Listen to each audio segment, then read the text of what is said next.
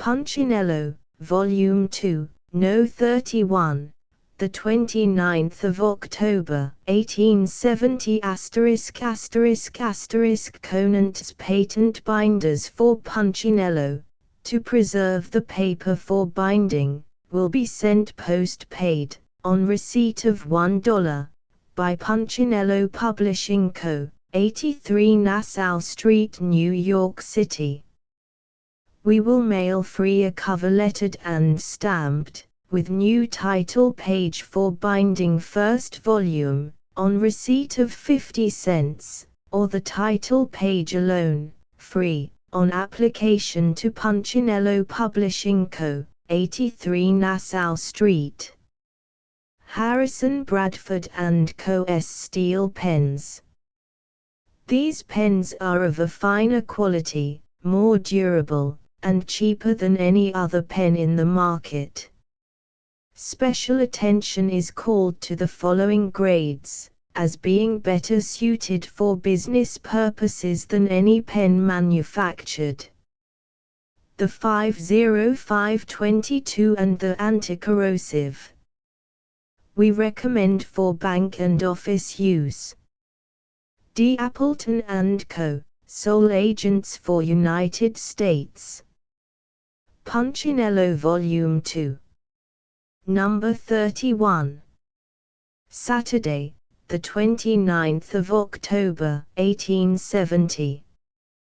Published by the Punchinello Publishing Company, 83 Nassau Street, New York.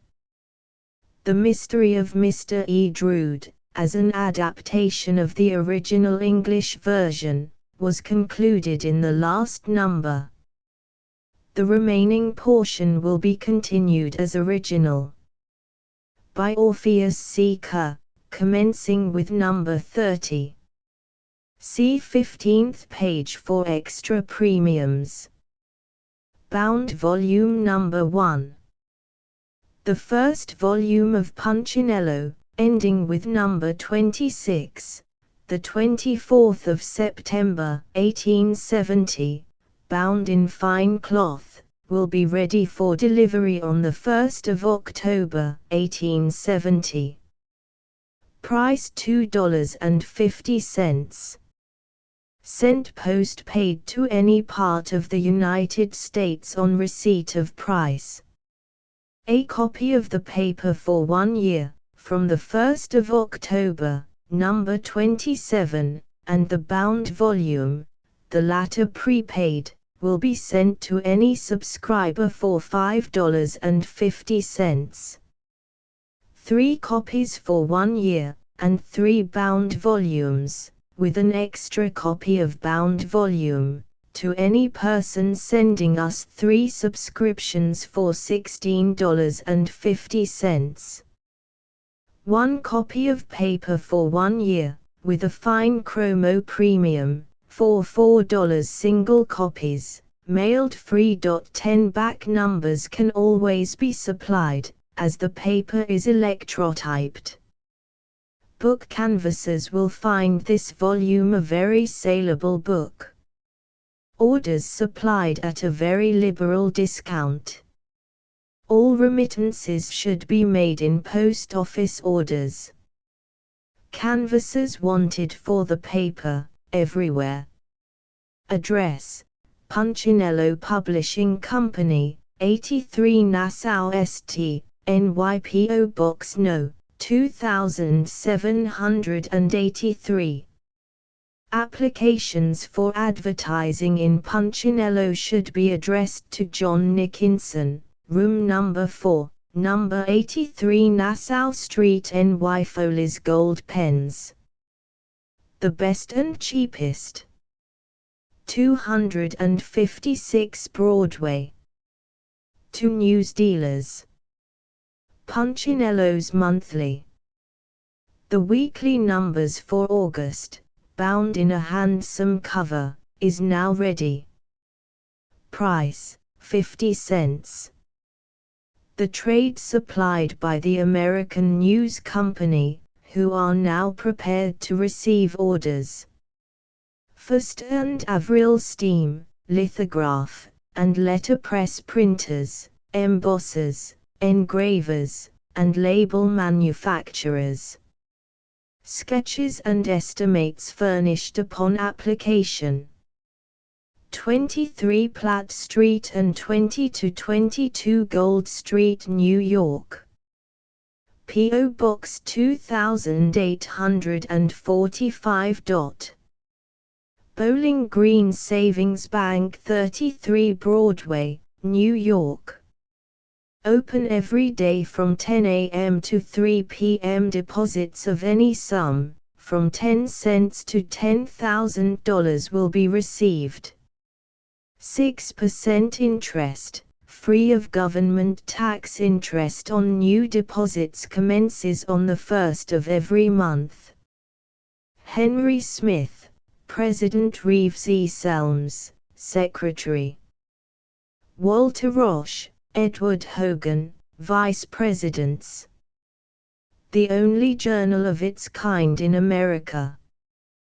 The American Chemist, a monthly journal of theoretical, analytical and technical chemistry. Devoted especially to American interests. Edited by Chas. F. Chandler, Ph.D., and W. H. Chandler.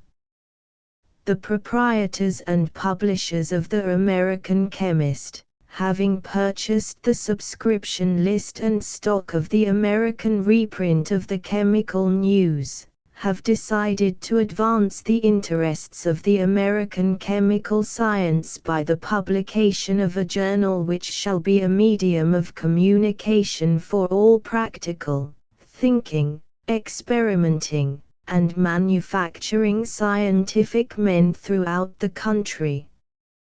The columns of the American Chemist are open for the reception of original articles from any part of the country, subject to approval of the editor.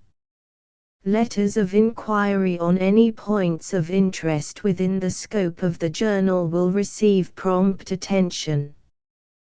The American Chemist is a journal of especial interest to schools and men of science, to colleges, apothecaries, druggists, physicians, assayers, dyers, photographers, manufacturers, and all concerned in scientific pursuits. Subscription, $5 per annum, in advance, 50 CTS per number. Specimen copies, 25 CTS. Address: William Baldwin & Co., Publishers and Proprietors, 424 Broome Street, New York. J. Nickinson begs to announce to the friends of Punchinello, residing in the country, that, for their convenience, he has made arrangements by which, on receipt of the price of any standard book published, the same will be forwarded, postage paid. Parties desiring catalogues of any of our publishing houses, can have the same forwarded by enclosing 2 stamps. Office of Punchinello Publishing Co., 83 Nassau Street. P.O. Box 2783. George Wevel, Wood Engraver, 208 Broadway, New York. Geo.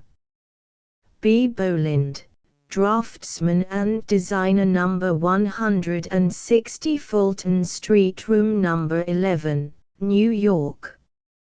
Henry L. Stevens, Artist, No. 160 Fulton Street, New York. Entered, according to Act of Congress, in the year 1870, by the Punchinello Publishing Company, in the Clerk's Office of the District Court of the United States, for the Southern District of New York. The Mystery of Mr. E. Drood. An adaptation. By Orpheus C. Kerr. Chapter XXV. The skeleton is McLaughlin's closet. Night, spotted with stars, like a black leopard, crouched once more upon Bumsteadville, and her one eye to be seen in profile. The moon glared upon the helpless place with something of a cat's nocturnal stare of glassy vision for a stupefied mouse. Midnight had come with its 12 tinkling drops more of opiate, to deepen the stupor of all things almost unto death, and still the light shone luridly through the window curtains of Mr. Bumstead's room, and still the lonely musician sat stiffly at a dinner table spread for 3, whereof only a goblet, a curious antique black bottle, a bowl of sugar, a saucer of lemon slices, a decanter of water, and a saucer of cloves appeared to have been used by the solitary diner. Unconscious that, through the door ajar at his back, a pair of vigilant human orbs were upon him, the ritualistic organist, who was in very low spirits, drew an emaciated and rather unsteady hand repeatedly across his perspiring brow, and talked in deep bass to himself. He came in, after being briskly walked up and down the turnpike by Pendragon, and slammed himself down in that chair round the soliloquy, with a ghostly nod towards an opposite chair, drawn back from the table. "Inebrious boy," says I, sternly, "how are we now?" He said Porwell, and went down on floor fars leap. IWS Scannell is hound. I took umbrella and thrashed with it, remarking shame. Wake up, missable boy. Precite on Uncle TC's nephew and this political scene de 10. Slip on, and last I picked up him, an umbrella, and took out some cool place sleep off. Where'd I take him? Thash was Marara, where'd I leave him? Repeating this question to himself, with an almost frenzied intensity, the gloomy victim of a treacherous memory threw an unearthly stare of bloodshot questioning all over the room, and, after a swaying motion or two of the upper half of his body, pitched forward, with his forehead crashing upon the table. Instantly recovering himself, and starting to rub his head, he as suddenly checked that palliative process by a wild run to his feet and a hideous bellow. "I am Emma, now," he ejaculated, walking excitedly at a series of obtuse angles all over the apartment. "Got knocked into head last. Pauper Burl ground, J.M. Glorflin. Down cellar, cool place for man's tight, left umbrella there by stake, go get fish minty," managing, after several inaccurate aims at the doorway, to plunge into the adjacent bedroom. He presently reappeared from thence, veering hard a port, with a lighted lantern in his right hand. Then, circuitously approaching the neglected dining table, he grasped with his disengaged digits at the antique black bottle, missed it, went all the way around the board before he could stop himself, clutched and missed again, went clear around once more, and finally effected the capture. Paired TB2, he muttered, placing the prize in one of his pockets, and, with a triumphant stride, made for the half-open hall door through which the eyes had been watching him.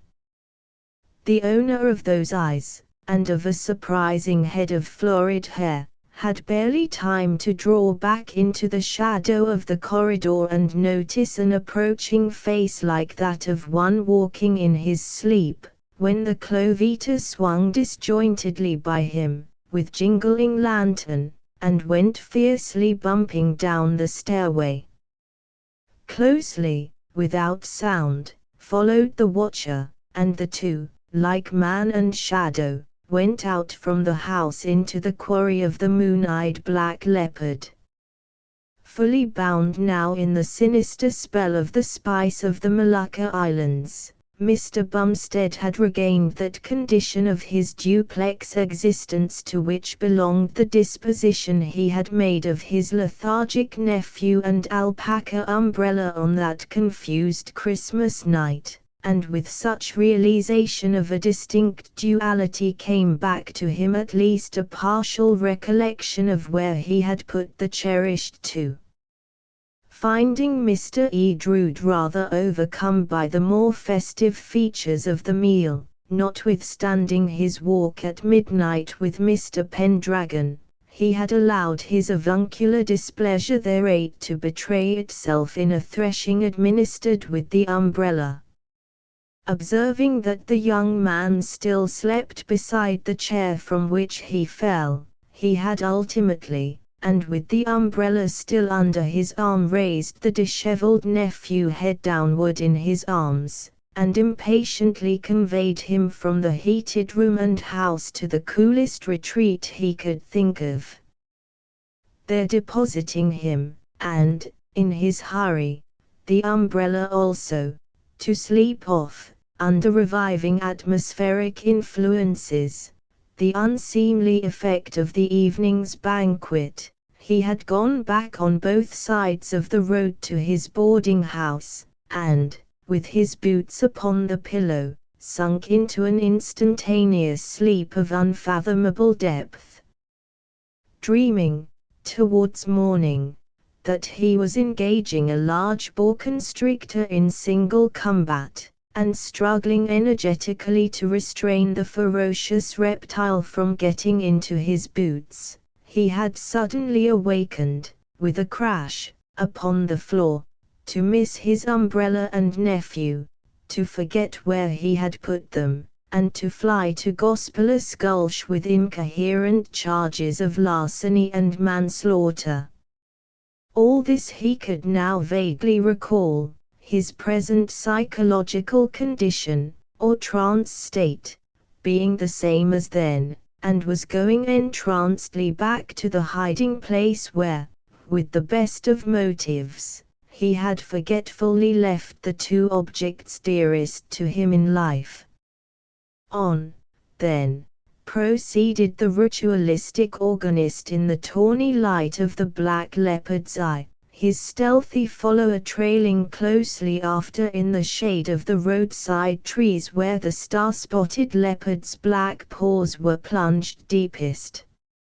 On he went, in zigzag profusion of steps and occasional high skips over incidental shadows of branches which he for snakes, until the pauper burial ground was reached, and McLaughlin's hidden subterranean retreat therein attained.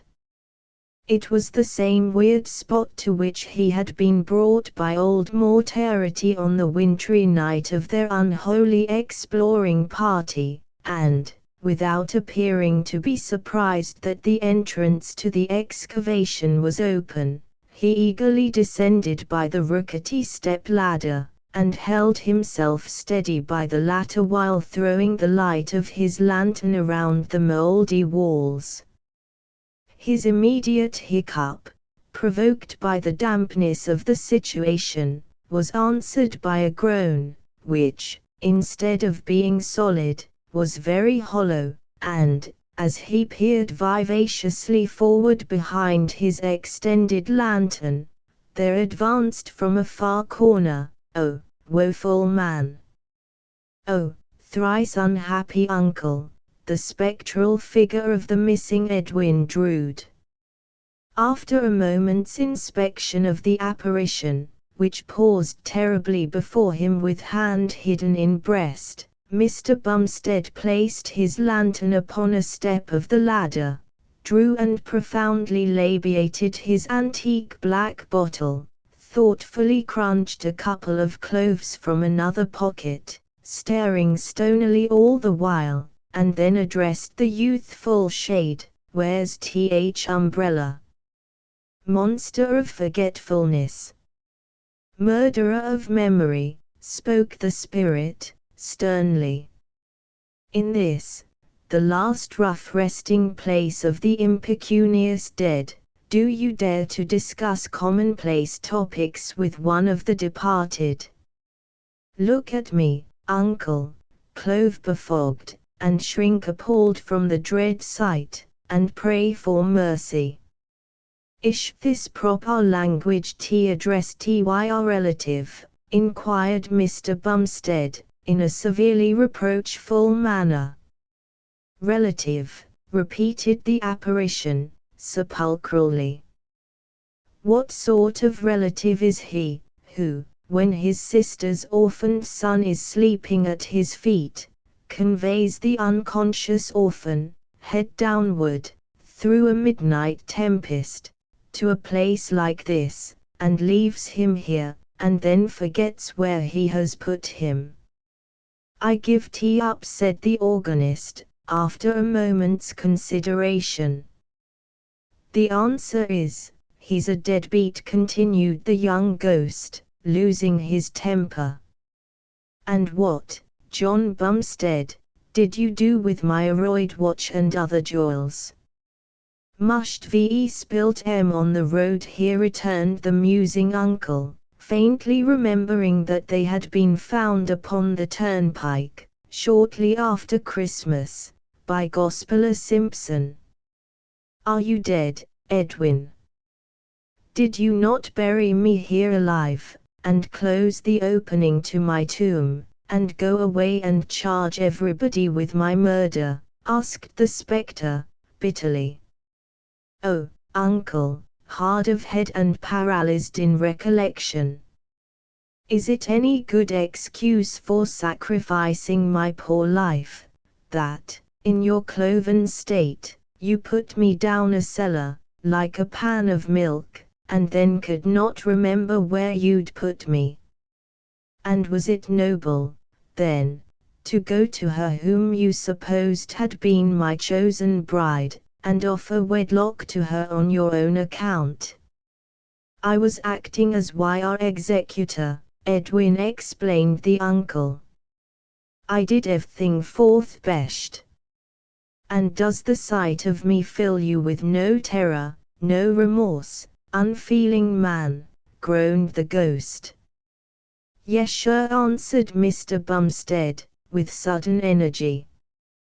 "Yes sure. I'm remorseful on count of th umbrella. Who do I lend tea to?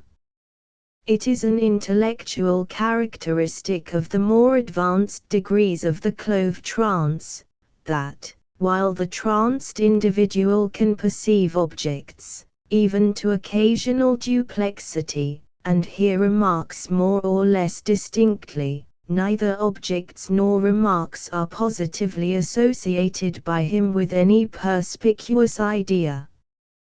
Thus, while the ritualistic organist had a blurred perception of his nephew's conversational remains, and was dimly conscious that the tone of the supernatural remarks addressed to himself was not wholly congratulatory, he still presented a physical and moral aspect of dense insensibility. Momentarily nonplussed by such unheard-of calmness under a ghostly visitation, the apparition, without changing position, allowed itself to roll one inquiring eye towards the opening above the step-ladder, where the moonlight revealed an attentive head of red hair. Catching the glance, the head allowed a hand belonging to it to appear at the opening and motion downward. "Look there," then said the intelligent ghost to its uncle, pointing to the ground near its feet. Mr. Bumstead, rousing from a brief doze, glanced indifferently towards the spot indicated, but, in another instant, was on his knees beside the undefined object he there beheld. A keen, breathless scrutiny, a frenzied clutch with both hands, and then he was upon his feet again, holding close to the lantern the thing he had found. The barred light shone on a musty skeleton, to which still clung a few mouldy shreds left by the rats, and only the celebrated bone handle identified it as what had once been the maddened finder's idolized alpaca umbrella. "Aha," twittered the apparition, "then you have some heart left, John Bumstead." "Heart," moaned the distracted organist, fairly kissing the dear remains, and restored to perfect speech and comprehension by the awful shock. "I had one, but it is broken now, Ally, my long-lost Ally," he continued, tenderly apostrophizing the skeleton. "Do we meet thus at last again? What thought is folded in thy leaves? What tender thought, what speechless pain? I hold thy faded lips to mine, thou darling of the April rain. Where is thine old familiar alpaca dress, my Ally? Where is the canopy that has so often sheltered thy poor master's head from the storm?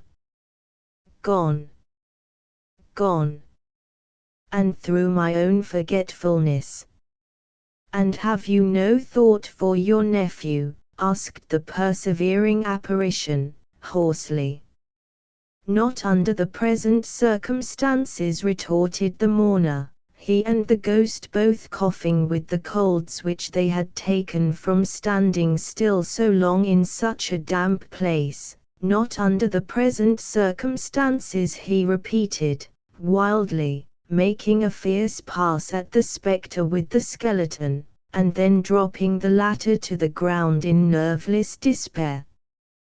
"To a single man, his umbrella is wife, mother, sister, venerable maiden aunt from the country, all in one. In losing mine, I've lost my whole family, and want to hear no more about relatives. Good night, sir." "Here.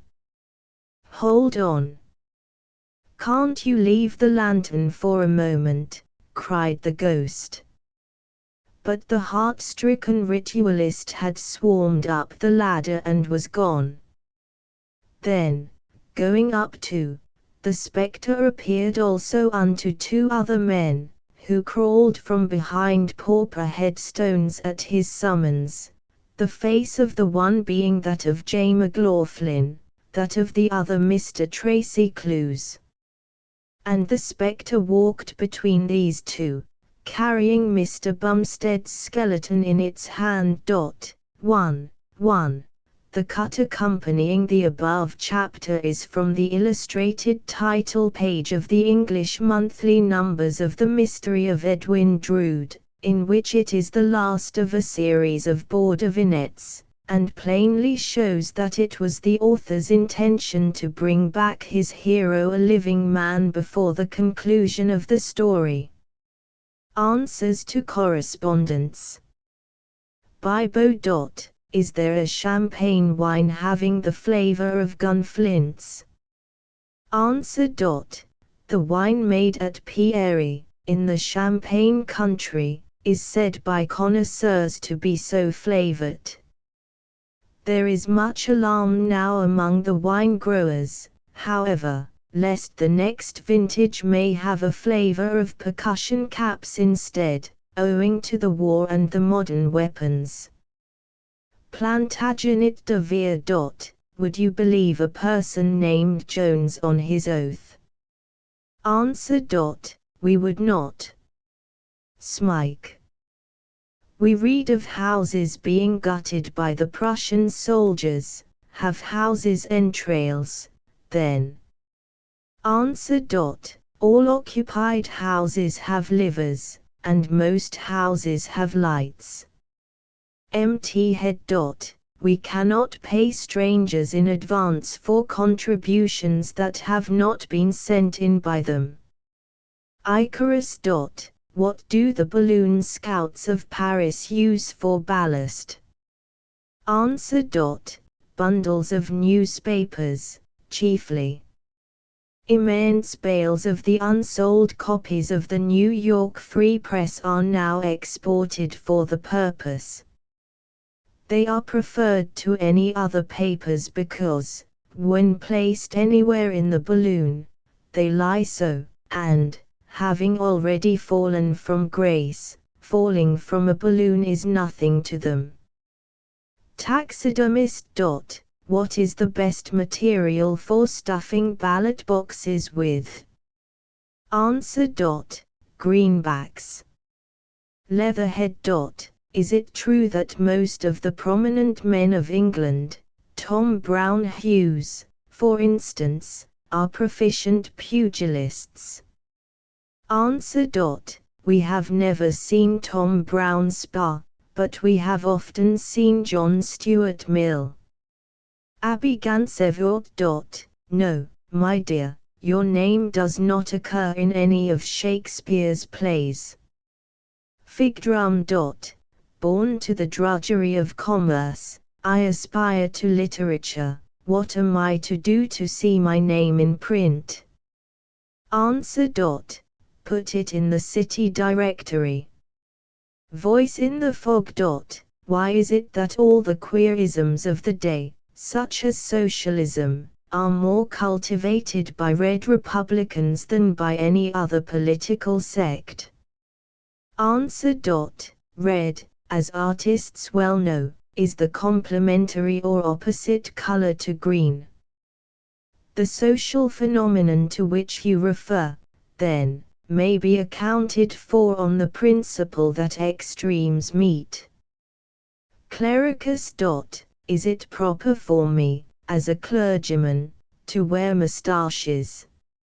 Answer. Quite so, unless they are red, in which case they might interfere with your published sermons. Astrolabe. What is the exact distance between the Dog Star and Roxbury, Mass. Answer. We do not know. Punchinello is not a serious journal. Juniper Biles. My rent has just been raised, and I have had a curtain lecture from my wife for swearing about it. Would not you swear if your rent was raised? Answer. Certainly not, at least not if it was raised by benevolent subscription. An acquaintance. Tom. I say, Jack, what a beautiful complexion Miss Smith has. Do you know her? Jack. No, but I know a girl who buys her complexion at the same store at which Miss Smith buys hers. Cum granosolis. Muskmelon. A horse car contingency. Gallant tar, to horrified lady of uncertain age, belay there, old woman. Take this seat. Our portfolio. Paris, 4th week of the Republic, 1870. Dear Punchinello, you may not have heard that Bismarck has been here, had an interview with Favor, and is off again. I didn't suppose you would know it, so I hasten to give you and your army of readers a brief synopsis of what took place, as nearly as I can in the exact language used by the distinguished diplomats upon the occasion. The scene of the consultation was one of the imperial wine cellars under that pavilion of the Tuileries Palace which overlooks the Seine at the southwestern extremity of the Place du Carrousel. The spot was selected for two reasons: it was far removed from the noise and hubbub of the city, and it furnished facilities for liquoring up in case of necessity. I was there and left, as you will see, under circumstances calculated to give me a lasting impression of the event.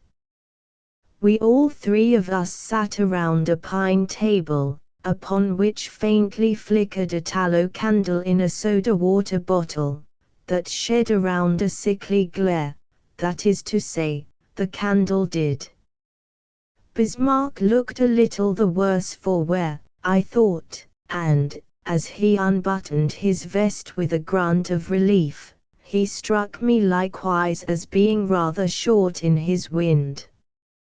Favor was loose and frisky as a 4-weeks-old kitten, and spoke with a quick, decided tone that reminded me of Horace Greeley. He never once swore, however, during the whole interview. Your readers will observe that even if this momentous meeting was not marked by the usual diplomatic usages, the language is strictly according to the usual diplomatic idiom. It is important to note this fact, as everything hinges on the idiom. Bismarck was the first to break silence. The difficulties which embarrass the questions under discussion stand first in the order of elimination. Favor assented, and Bismarck continued, "We must remove the peritoneum to get at the viscera of the issues." I was much struck with the force and originality of this method of putting it, and evict those impressions which are purely matters of national sensibility. I snuffed the candle and waited for Favor. Favor, Your Excellency abounds in subtle diagnoses. Bismarck, it is not a question of noses. Favor, Your Excellency mistakes me. I meant to say that, like the heathen Chinese, your ways are dark. I moved the light closer to the Count. Favor only smiled. Bismarck, touching rectification then, Germany sticks to her position. I regarded this as an insinuation that somebody was stuck. Favor, France adheres unalterably to her previous resolution.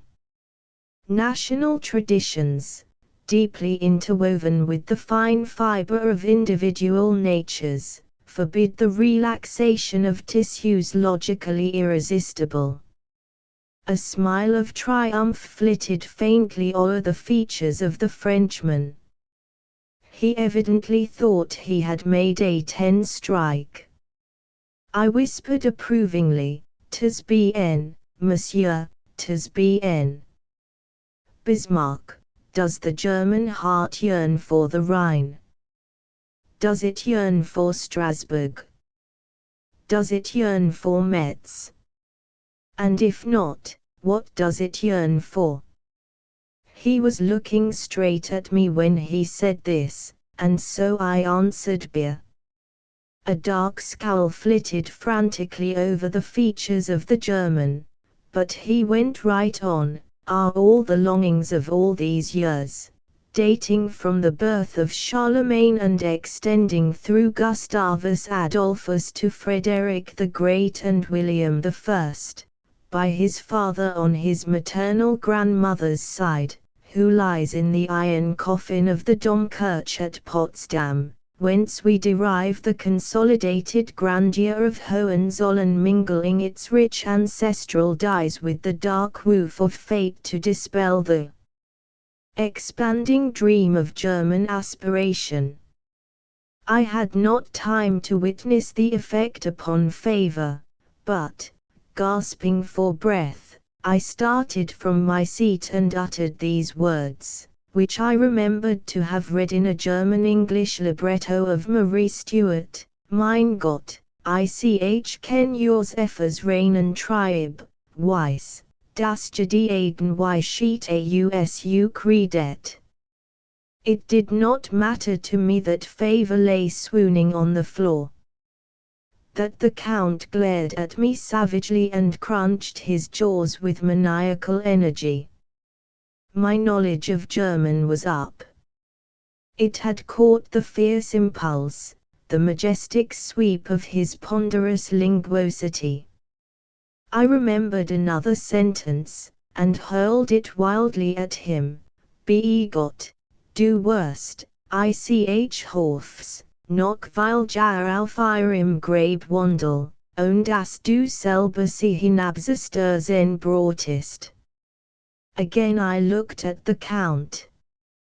His jaw had ceased working, and the expression of his eye had changed. His arm moved furtively beneath the table. What could he be doing? Horrible moment of uncertainty. Still the arm worked, as if tugging at something. I could stand it no longer. Seizing the soda water bottle, I stooped to cast the rays of the sixpenny dip beneath the table. As I did so, a boot heel flashed in the air, the Count's arm descended with a terrific detonation, and I saw no more. Interval of 24 hours. The result of the interview will be communicated to the American public by a Tribune special, as soon as a carrier pigeon can reach Smalley at London. I am still suffering from a sensation of having been recently hit, dictinto. Aspiration. Of all sorts of people in the world, the Cockney has the queerest notions about vegetable nature. Show him the first letter of the alphabet, for instance, and he pronounces it hey. Apparently anomalous. Should the Prussians ever succeed in entering Paris, it is hardly possible that they can be well received by the citizens, whether they find favor there or not. Our private galleries. The Belmont Collection. This admirable gallery includes among its treasures many of the old masters and, when open for exhibition, a bewildering collection of young nurses. The latter are frequently inaccurate in anatomical details, but in point of brilliancy of color they far outshine the best efforts of Rubens and Titian.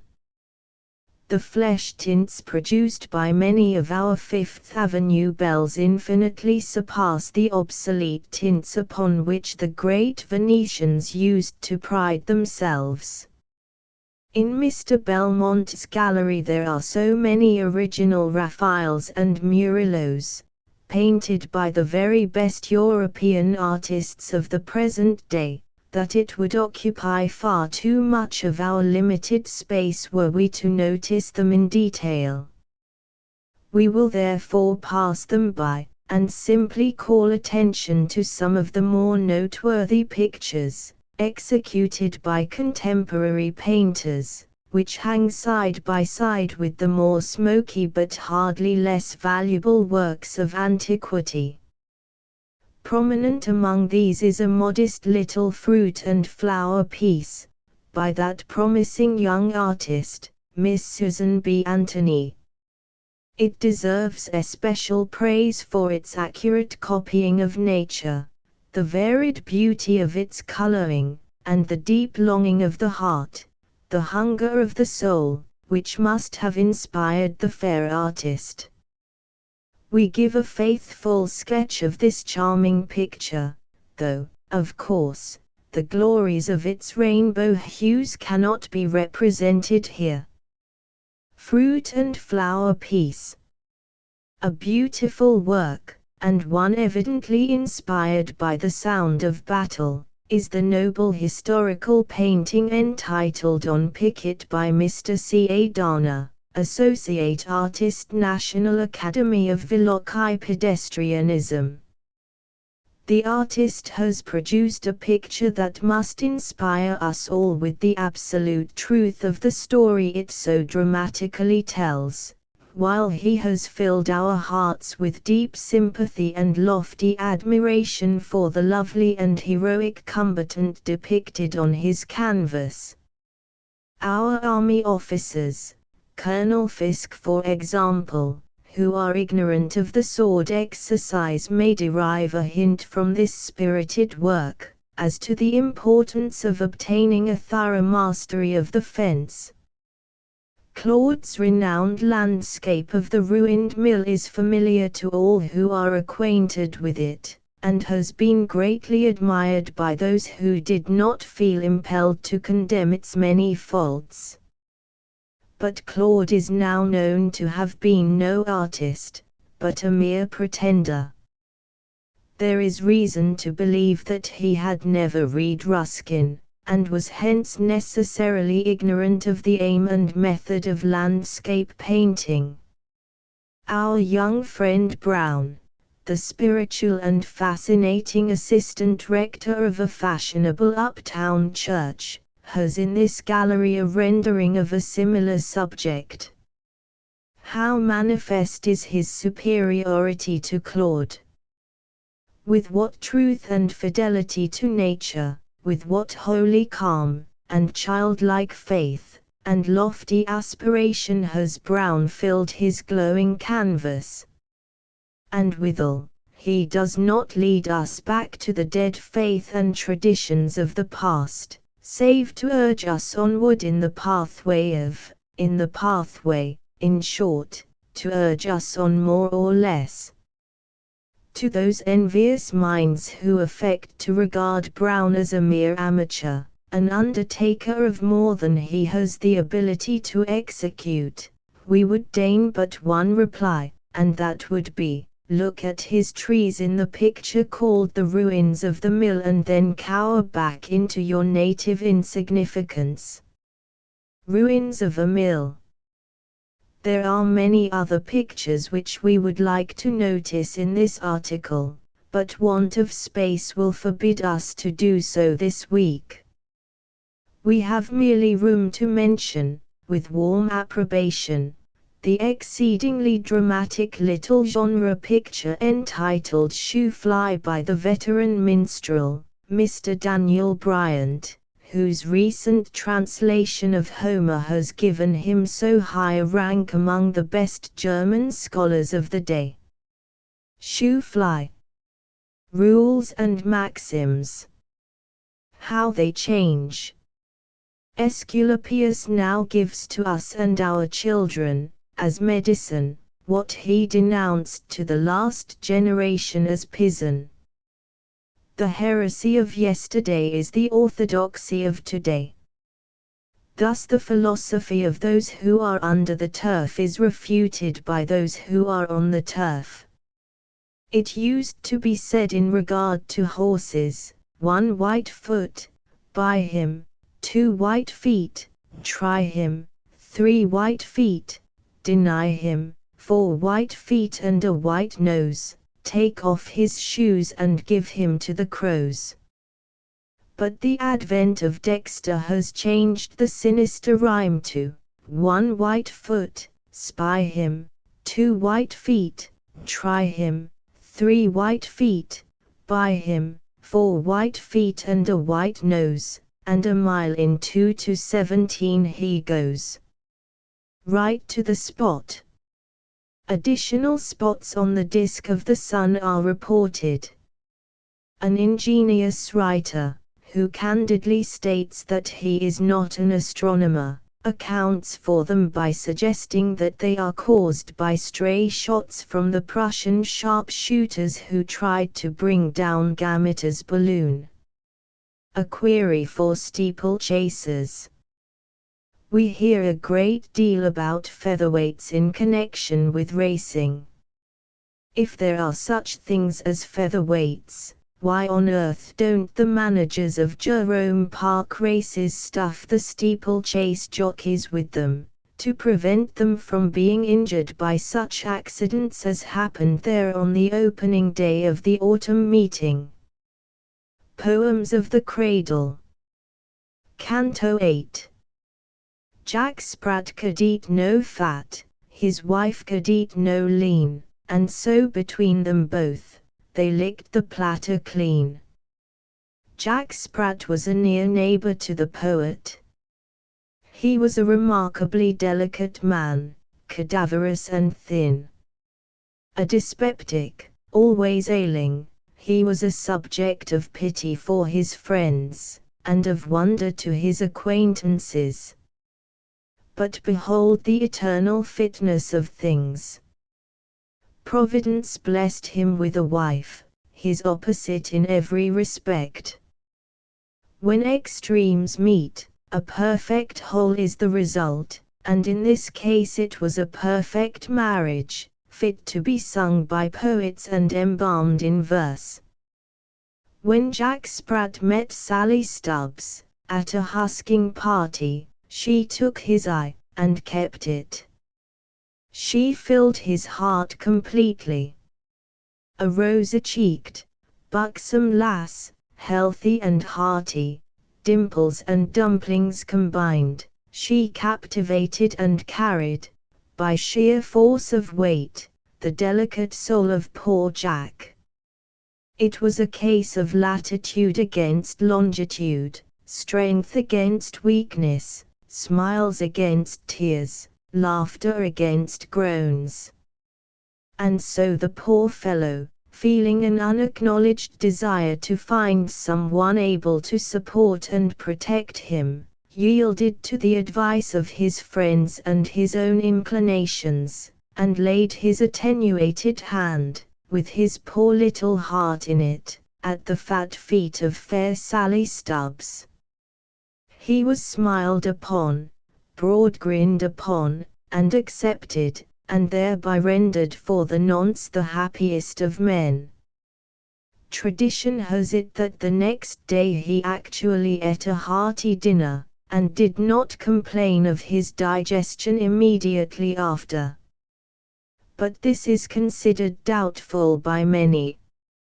Fair Sally, overflowing with the milk of human kindness, and yearning in her soul to bestow her attentions and corporosity upon Jack's attenuosity, urged matters onward, and the wedding day was fixed, the ring bought, and delicate Mr. Sprat was led to the altar like a sheep to the slaughter. Tremblingly he advanced up the aisle of the village church, leading his blushing and waddling bride, and took his place, looking like an exclamation point alongside a parenthesis, before the black-robed priest, who speedily put an end to Miss Stubbs, and presented Jack with a female Sprat. Mrs. Sprat blushed like a full-blown peony as Jack manfully and courageously saluted her upon one rosy cheek, in the presence of the assembled guests, and then, to cover her confusion, she giggled and shook hands energetically with the company, telling Jack to hold up his head and do the same, for it was comme il faut, and he must try to be fashionable at his own wedding. The bride carried off the honors manfully, and after the first few moments recovered from her embarrassment, and appeared as much at ease as if getting married was an everyday affair, not worth minding. Jack couldn't get over it so readily, and his teeth chattered till late in the night. But they stopped after a while, so I am told. We pass over the first few days devoted to honeymooning, and look in upon them as they sit at dinner. He with his greyhound and she with her cat, both animals attentively watching each morsel that disappears from their longing gaze into the capacious mouth of master or mistress. Notice with what dexterity and generosity Mr. Sprat selects the fattest parts and skillfully conveys them to Madam's plate, reserving the lean for himself, occasionally throwing a bone to his dog, while the lady now and then bestows a fat bit upon Puss, who slowly licks her lips and winks for more. It is a cozy scene of quiet domestic bliss, and so continues till the platter is empty, when, both feeling satisfied for the time, they lean back in their respective chairs, and gaze complacently upon their pets, each other, and the empty dishes. Their wonderful congeniality and quiet happiness became the subject of wonder to their friends, and of comment and speculation to the village gossips. Her oleaginous and featherbed-like disposition compelled peace, as oil upon the waves, and shed trouble as a duck sheds water. Jack and his complainings never troubled her. She merely laughed when he groaned, and offered to rub his back. But he, fearing the ponderosity of her hand, rarely submitted, his spinal column being delicate, he dared not risk it. Village gossips tell many little incidents connected with the married life of the twain, which would be invidious to mention here. Suffice it to say that they were considered fit subjects for the ever-ready pen of the poet to seize upon and perpetuate in never-dying verse, for the benefit of posterity. That the poet was right in his surmises, we have only to look around and ascertain how many learned people of all grades have treasured up in their memory, from infancy, the history of Jack Sprat and his wife. An obvious illustration scene. A lunch counter.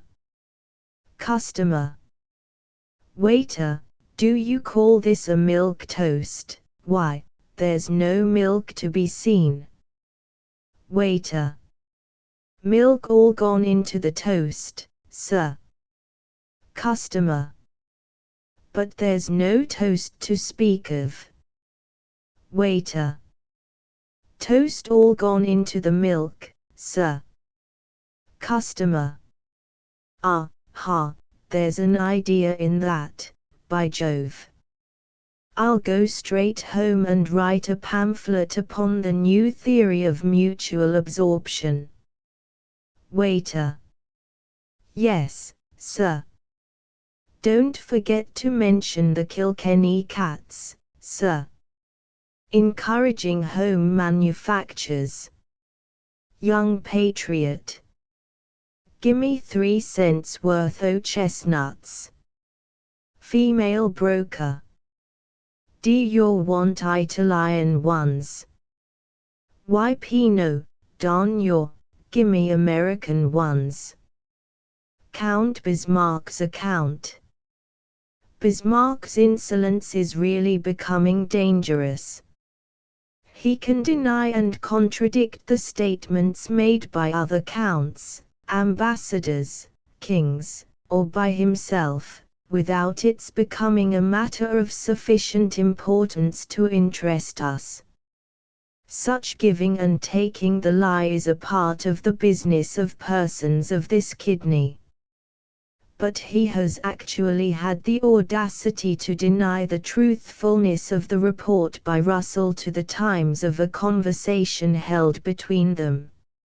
If this thing is not checked in the bud, he will next be denying his conversation with the Tribune special as reported by that ubiquitous observer.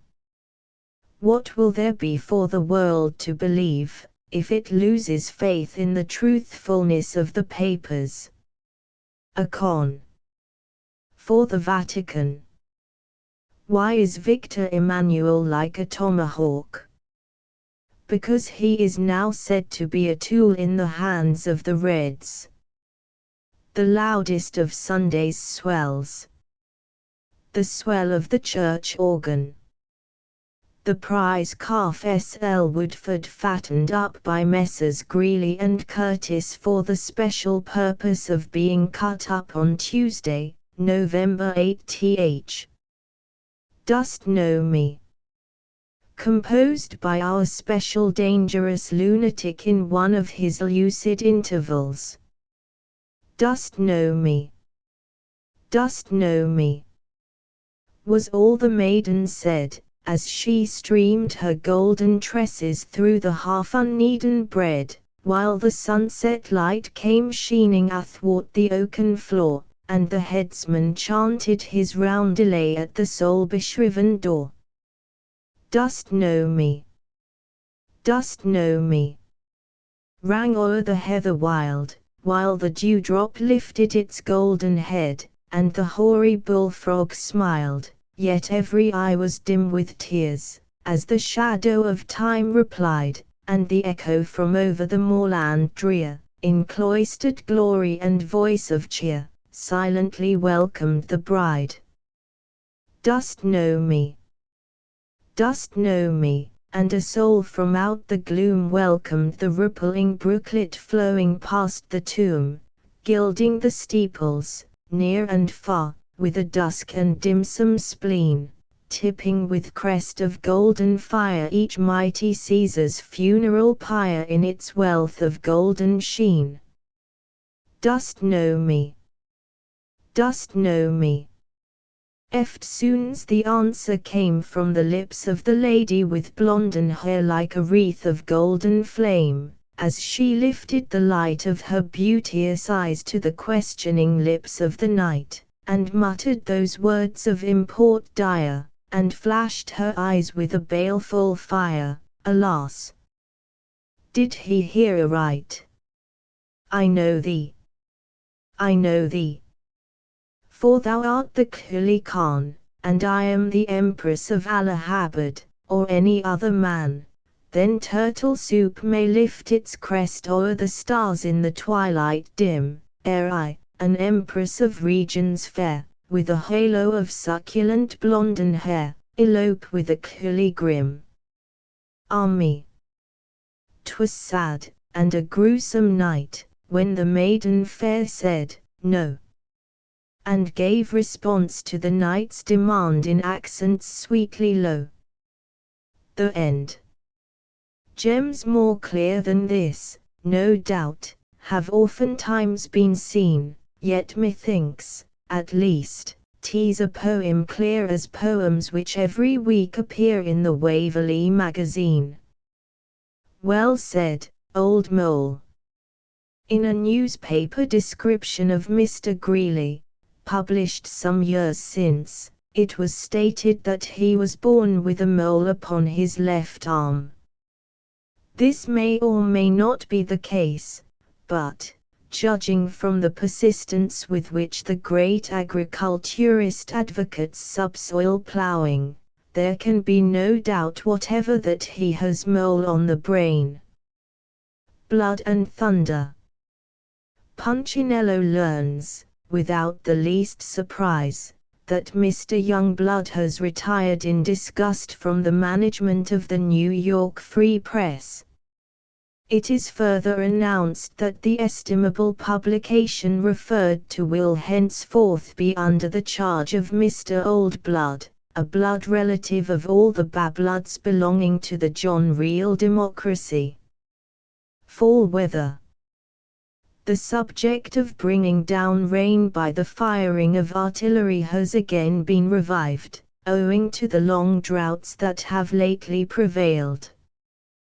What gives a color of feasibility to it, at present, is the fact that the reign of Louis Napoleon has lately been brought down by Prussian guns. A sight too bad. Struggling Cuba. You must be awfully nearsighted, Mr. President, not to recognize me. USG No, I am far-sighted, for I can recognize France. Hiram Green's political sentiments. His reason for leaving his party. A catechism for candidates. I hain't guilty of any stated politics, as I'm aware of. For an old man, I'm healthy and sound as a nut on all public questions. I used to be an old line Whig, and was a putty active thimble rigger as long as it paid. But when that party refused to renominate me for the office of Justice of the Peace, like a thoroughbred politician, I shook em. Said I, standing on top a sugar hogshead, at a primary meeting, which was being held in Simmons's grocery store, fellow citizens of the Whig Party, refuse to renominate good men for offices, and you can pack your duds and git your carpet bags checked for the next steamer going up Salt River. Leave my name off en your ticket for another term of office, and there won't be enough left in your old political carcass to grease a flapjack griddle with. In the words of Mr. Somebody, a word to the wise is enough to make a host laugh. And here I say it, Mr. Punchinello, I wasn't nominated. Didn't I smash things? Just not. I inaugurated a bolt which spread like pouring kerosene over a marble floor, and the next fall, Scott and Graham was knocked higher in the Himalaya Mountains, while the old Whig party shovelled off its mortal quarrel. Thus, as Horace Greeley, in his remarks on political economy, says, vengeance, like a two-tinned pitchfork in the hands of Old Nick, will bust up any party which goes back onto its trusted leaders. Vengeance is mine, says the disappointed office seeker, and on election day he peddles split tickets until the polls close.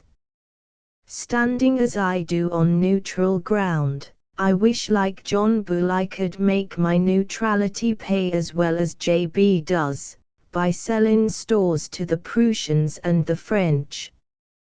In casting my suffrage this fall, I shall go principles not men. A principle which is good for its little 7%. Interest payable semi-annually, is what ails me. High-toned, principles, and not men, is what's the matter in this air breast. The late Gusties his influence will lend to him whose principle pays the best. Campen Poikri. I have prepared a series of questions, which I propose to ask candidates who come sneaking around for my suffrage. Schedule of interrogatories. What's your principles, and is the interest payable in gold or greenbacks? If elected to office, will you squander all your salary and retire poorer than a church mouse? Or will you give such strict attention to your duties as will enable you to salt down $100,000 per year from the enormous salary of $1,500, $1,500?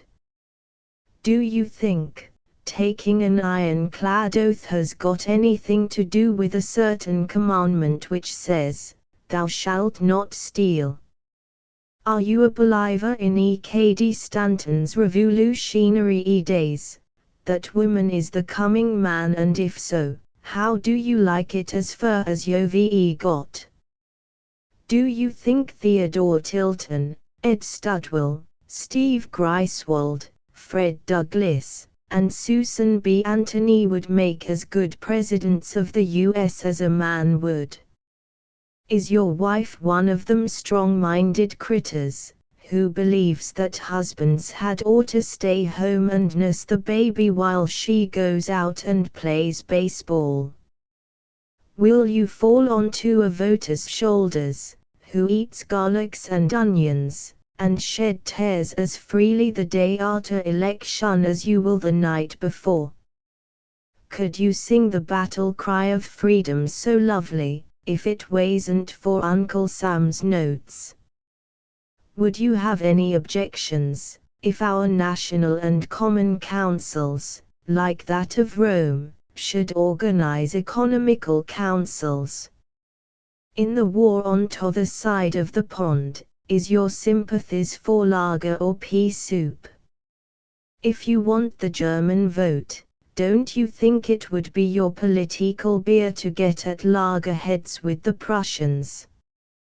Did you ever think before, that yourself and family, way back 15 or 20 generations in the grave, were such a lot of low-lived villains as the opposition papers say you be. And hain't it a mystery to you that you are allowed to go unhung? Did you commit the Nathan murder? If so, why didn't you call off your dog? Do you know as much about farming as Horace Greeley does? If so, who told you? Are you a Fenian, know-nothing, Mason, anti-Mason, labor reformer, anti-labor reformer, a Chinese cooler, anti-Chinese cooler, and the wickedest man in N.Y? Are you in favor of free trade, high tariff, free whiskey, whiskey tax, Jim Fisk, Meretzuk, Tarmeny, the Young Democracy, Grand Army of the Republicans, G.O.F. Train, Mrs. Cunningham, and the D.L.? In fact, like Joseph, have you got a coat of many colors? Any candidate who can give affirmative answers to the foregoing catechism, and is willing to show his principles by bleeding freely, can get my vote, sure pop. Yours truly, and I hain't afraid to join the bread and butter brigade. Hiram Green, Esquire, late Justice of the Peace. Last words of eminent men. Selected by Sarsfield Young. I die a true American. W.M. Poole. Bury me where I fall. Billy Bowlegs, and other military heroes. The die is cast. T.W. Robertson. Bury me where the woodbine twineth. Colonel James Fisk, Jr. Fools, O.D. Rotem. Higginbottom. Bury me in the fall. The poet who would not die in springtime. Don't give up the ship. The secretaryship. Chas. Sumner to Secretary Stanton. Bury me where I fall back. General O'Neill, of the Fenian Army. Give me liberty, or give me death, with a decided preference for Anastasia. Poor Pillar Cody. Bury me in the falls Sam Patch. If anyone dare haul down the American flag, wait till you see the white of his eyes, then shoot him on the spot. C. L. Vallandigham. Let Brown, or some other first-class sexton, bury me where I fall. Captain Kidd. As I cannot lay my sword at the feet of my army, I die at the head of your majesty. Louis Napoleon. A free trader. Now gentlemen, of every kind, just step into my shop, and, as I'm hard to pacify, you'd better bring a sop. I'll dress you up in any style for which you choose to call, but then, you must bring ready cash, because I shines for all. I'm always ready for a trade, no matter what its kind. I'll dress you up so very neat, if your bid suits my mind. If, when I ask the custom house, he says, give it Isha N.T. Davis and fish I strike, because I does not shine for Grant. Sometimes I send a little bill for goods they have not had, and if they do not pay at once then I gets awful mad. Of public pap I'm very fond, I'd like to get it all, but, if they block my little game, I does not shine for whole. I've lampooned every decent man, who with me would not trade. I keep a little book account of those who have not paid, so, if you don't enjoy free trade, don't listen to my call. I'll give you good names for good pay, because eye shines for all. When you go to the theater, it is pleasant to have the little boy of a rustic couple persist in feeding you with gingerbread and orange peel, and, if you request the little wretch to keep still, to be told by his parents that you are putting on airs. The medical confidence game. Mr. Punchinello has lately received a medical publication, in which there are some editorial remarks concerning the relations between physicians and their patients. The latter are exhorted to place all confidence in their medical advisers, for, otherwise, there can be no harmonious action between them. This is all very well, and Mr. Punchinello thinks that if anything in this world should be the subject of sacred confidences, it should be the revelations of the sick room. But, after reading the reports of the various cases which are detailed in this publication, his faith in the advisability of confiding in one's doctor was somewhat shaken. For instance, when he read that Miss Anna P., aged 25, of blonde complexion and apparent good health, residing near Jefferson Avenue and 68th Street, had been subject for years to convolutions of the cerebral hemispheres, and had been obliged at various times to submit to partial amputations of horn-like excrescences on the divisions of her manual extremities. Mr. Punchinello was of opinion that this young lady, who could be easily recognized from the hints of her name and residence, might possibly object to the announcement, to all her friends and acquaintances, that she had cerebral hemispheres, and still more to the fact that they were convoluted. But this dreadful truth is published, under the merest film of concealment of her identity, to the whole world, and her physical condition and subsequent surgical treatment may be town talk for the rest of her life. Where is the sacred confidence here? There are dozens of similar cases in the publication referred to, and medical journals are, in general, full of them. Will it therefore be wondered at if we don't want all the world to know, every time we call in a doctor, that we may have a parenchyma of the lung or a subconjunctival cellular tissue, that we will begin some day to insist as much upon medical honor as medical ability? Mr. Punchinello thinks not. Fiat lux. We learn that our third assistant postmaster general has been indisposed for some days, owing to his excessive labor in breaking envelope contracts. Why does the Postmaster General allow his subordinates thus to overwork themselves? We wish he would shed a ray of light on the subject. Science and endurance.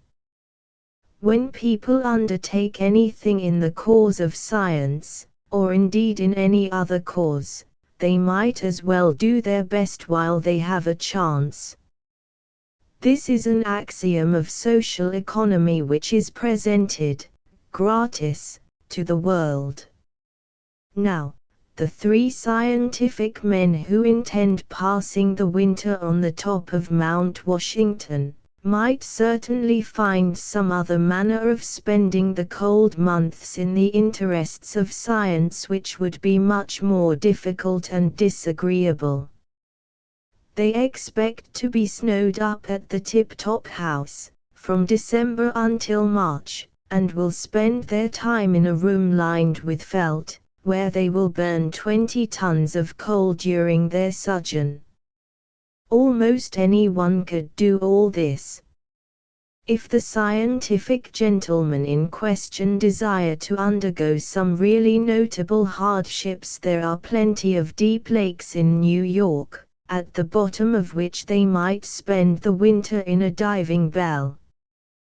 They would probably be frozen in until March, and they would find it much more difficult to use their instruments, and everything far more disagreeable, generally, than in a large room in the tip-top house. Still, if they would prefer something still more arduous, let them ride day and night, from December until March, in the Third Avenue cars of this city. If they were to do this, and confine their scientific labors to observations of the decidedly mean altitude of the sun, they would probably suffer more, in a given time, than any previous party of learned men, and thus accomplish their object much better than by deliberately allowing themselves to be snowed up on Mount Washington. A surprising prophecy.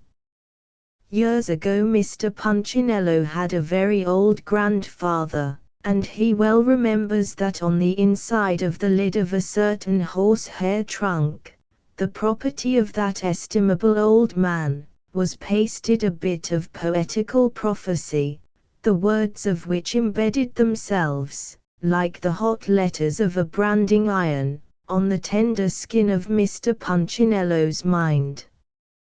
The following is the prophecy: add 74 and 62, and 40 and 900, then, if to this sum you place 700 and an ace, you will surely find the year when they ought to disappear, both a certain Holy UN and the last Napoleon. And darkness will come wholly on the Sunday day, Nathalis, will glow down in the regions far below. Now this is certainly a very astounding prophecy. If the numbers mentioned at the beginning of the oracular ditty be added together without using the ace, they make the year 1776. Now the value of an ace in 7 up, and 7 is the uppermost word in the line in which our ace occurs, is 4. So 4, added to the former sum, makes the year 1780. But even the first Napoleon had not made his appearance in this year, and so it would seem there must be a mistake somewhere. But such is not the case. If, after the manner of the regular prophecy makers, we treat this sum according to the rule of probabilities, we shall see that, if 1780 will not work prophecy, we must reverse the year and call it 1870. This hits the mark exactly, and makes us tremble at the prophetic power of some of those old delvers in the mines of dark prediction. For now we see plainly that not only the Pope and the ex-Emperor of France will probably disappear this year from the scenes of their glory, but that the sun, over which a certain dirty mistiness has been stealing for some time past, will be entirely shrouded in the blackness of ruin. The lines day, Nathalis, will glow down in the regions far below doubtless refer to Donna the Less, who, when his sheet is utterly overwhelmed in its self-made oblivion, will deserve, and probably obtain, all the brightness and warmth to which the verse refers. Placing this astounding prediction by the side of the amazing events of the present year, it is impossible for Mr. Punchinello to repress his feelings of wonder and awe. The plays and shows. Here is an old conundrum song that begins, "Why do summer roses fade?" The late Artemus Ward thought they did it as a matter of business. Why do the 2 roses bloom? That is Warlock's business. Also just now it happens to be mine. The modern English comedy is divided into 2 kinds. Everybody will consider this statement a conundrum, and answer, bad and good. Wrong, my little dears. All your lexicographers agree that kind means a race, which is absurd, because a horse race, for instance, is anything but kind. But they explain by saying that it means a genus. Good plays are not a genus. They are freaks of nature, like the woolly horse and the sacred cow, only, when they are produced, so many people will not pay money to see them as to see the WH and the SC. The division of modern plays, as Jonathan Edwards said wittily, in his sparkling treatise on the will, is into the tame and the wild. For the latter the recipe is simple. Take some black false beads, hatchets, pistols, a dog, not a quadruped, but the article which was left in Mr. Nathan's hall, a woman in black hair and a white garment, suggestive of repose, strolling at midnight by the banks of the prattling East River, foot of Grand Street, and set a house afire at the end of the third act. That is the Boucicault style, and as the flippant Edwards goes on to observe, it draws like a factory chimney in the Bowery and at Niblo's. But this sort of thing will not do at all at Wallack's. Of course not. Stoddart is permitted to swear there, to be sure, but I understand that he does it for fear people should call Wallack's the Hall of the Old Men's Christian Association. With that exception there is, as somebody said about something, absolutely nothing to offend the most fastidious. Any person who exhibits excitement upon the stage is discharged at the end of the week with a pension. Miss Moore is permitted to weep, but she does it so quietly and nicely that it does not disturb anybody. And the ushers have received strict orders to eject anybody in the audience who manifests any marked interest in the performance. A friend of mine from Peoria once went to Wallack's, and took no pains whatever to conceal his admiration of the acting. On the contrary, at a particularly nice point, he actually clapped his hands together twice. Of course he was arrested for breach of the peace, and locked up overnight.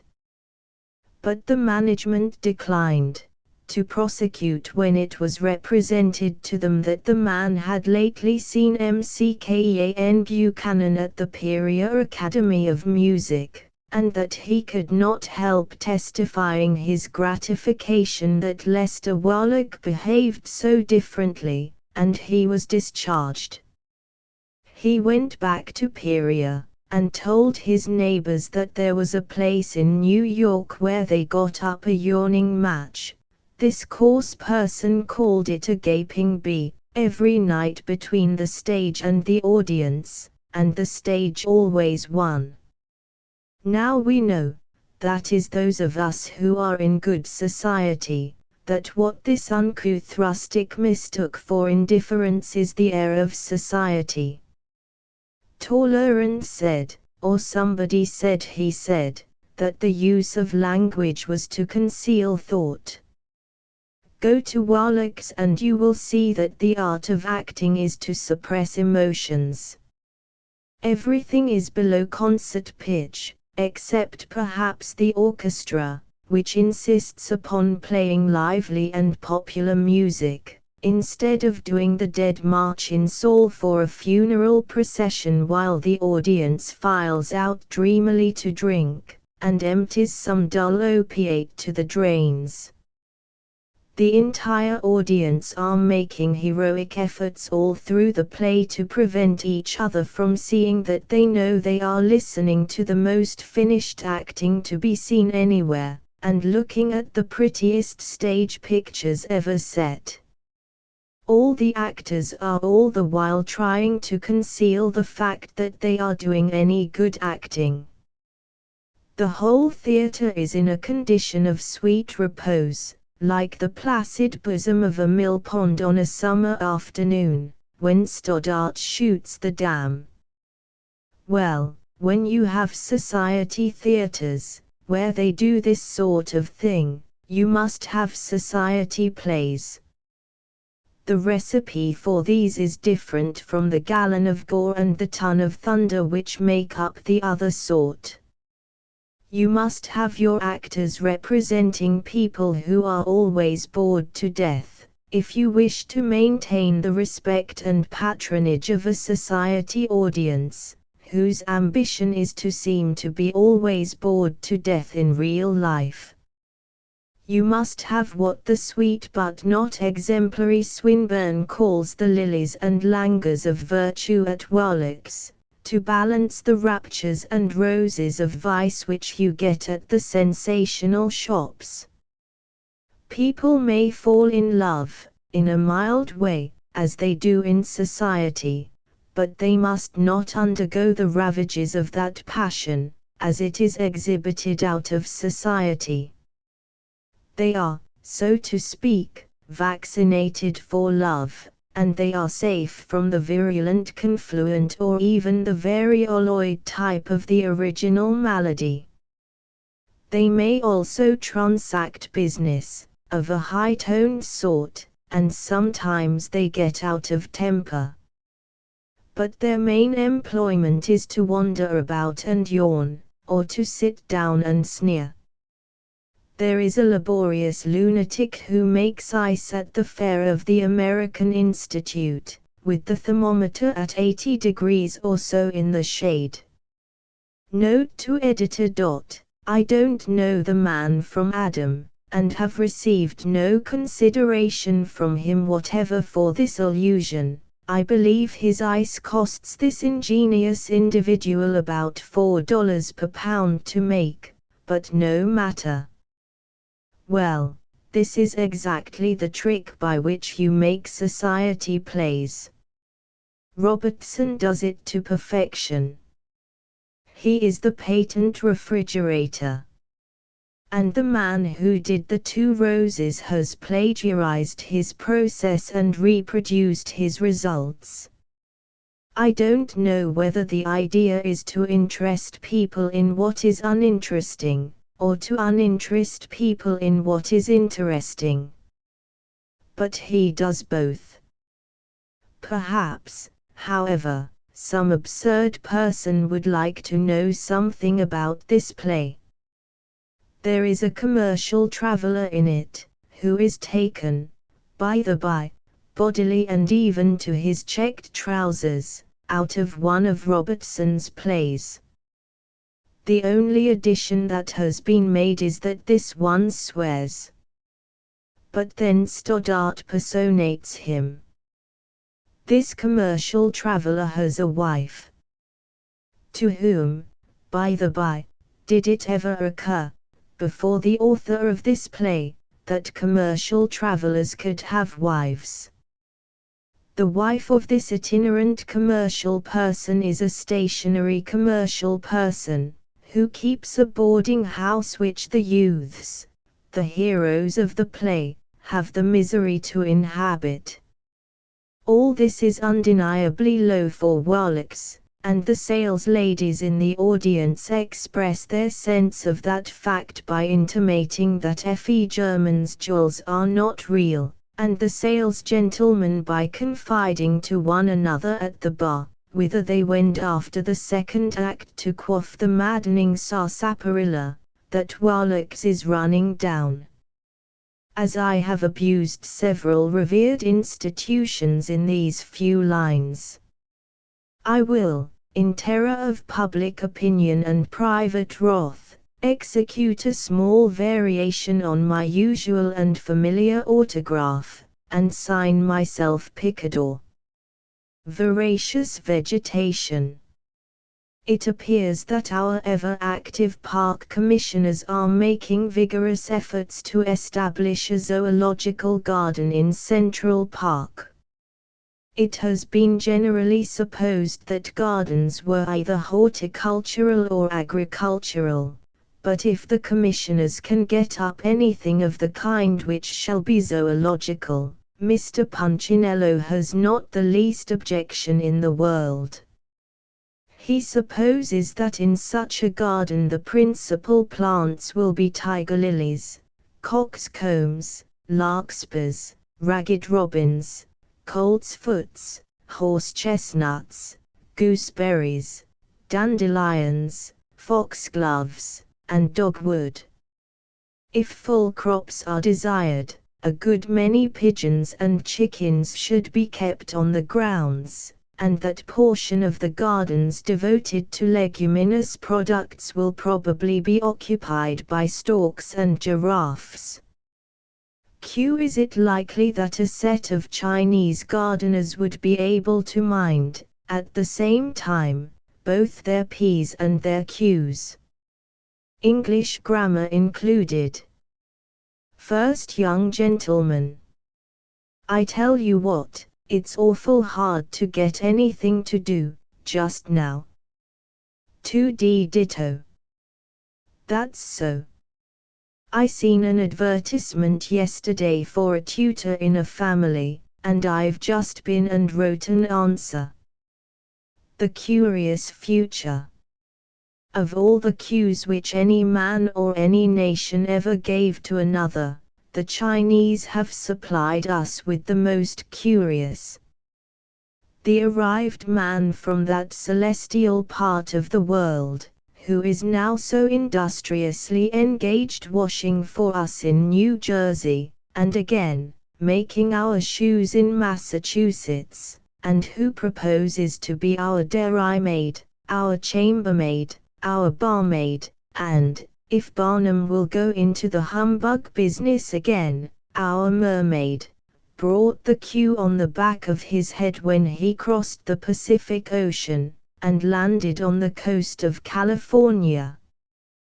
Thence he conveyed it across the plains, and now our mothers are going back to 2Qs such as those they wore when the roses which bloomed upon their cheeks were not produced by rouge, and to comprehend the lessons in the school books which they carried was the severest trial which they knew, except, indeed, the restrained desire to get married.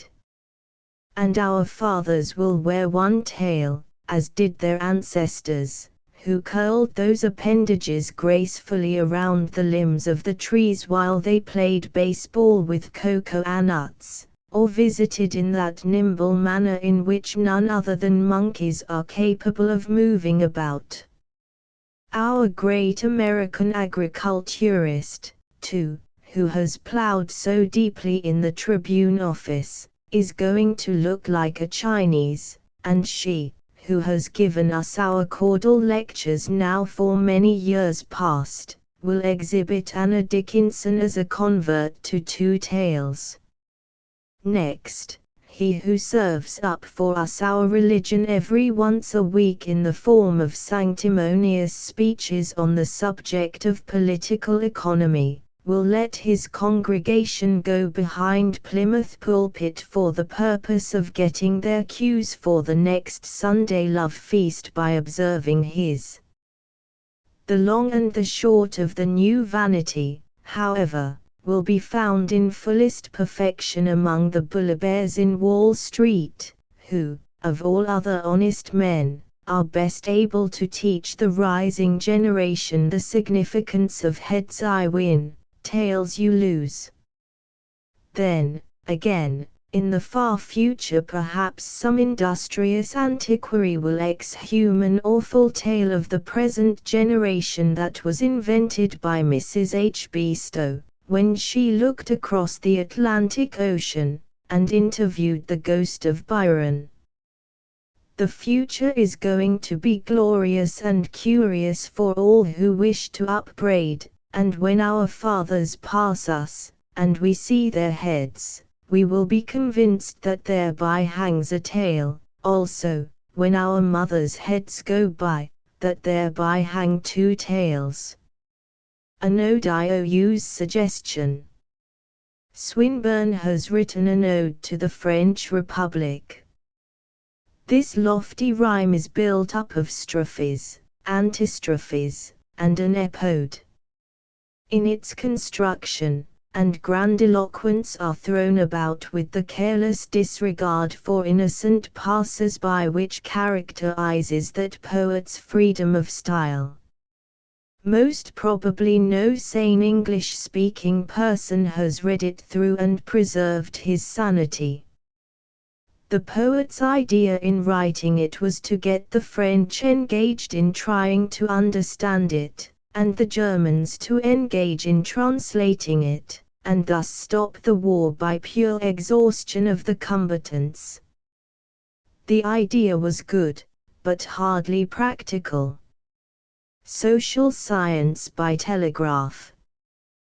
The right of an independent Briton to beat his wife without being liable to impertinent foreign interference is well known to be one of the most precious privileges inherited from Magna Charta. The national use of this privilege is now generally considered, by social philosophers, to be the foundation of the love of fair play so universally characteristic of the English. It is only upon this ground that we can account for the following item recently telegraphed from London as a special to the NY Times. It is curious to see that, while the married men of the city are against interference, all military and naval men are loud in expressions of indignation because no effort is made by England to save France from ruin. As we see it, this is not curious at all. To the comprehensive English mind, the war in Europe is a mere family quarrel, on a large scale. But what is really curious the special does not tell us. What position do the military and naval men take who happen to be married? A growl from a Briton. Mr. Punchinello, one of the balloon reporters from Paris says, great care is taken to save food from waste. There is much horse flesh eaten. For a Frenchman in a state of siege horse flesh is all right. The French eat frogs, you know, and horses have frogs in their feet. What I like about the thing in Paris, though, is that they call it horse flesh, and don't try to jerk it on a fellow for beef. Jerked beef is bad enough, but only think of jerked horse, by Jove, you know. Now I want to say that here in New York, not being in a state of siege, we are eating a lot more horse flesh than we know of, all the same, but they call it beef. Look here, now.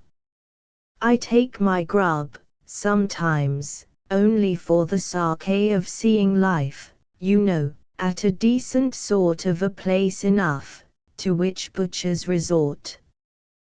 There is a man always to be seen there at grub time, a cockish-looking fellow, somewhat, with a horseshoe pin in his scarf, and he is as thick as thieves with the butchers.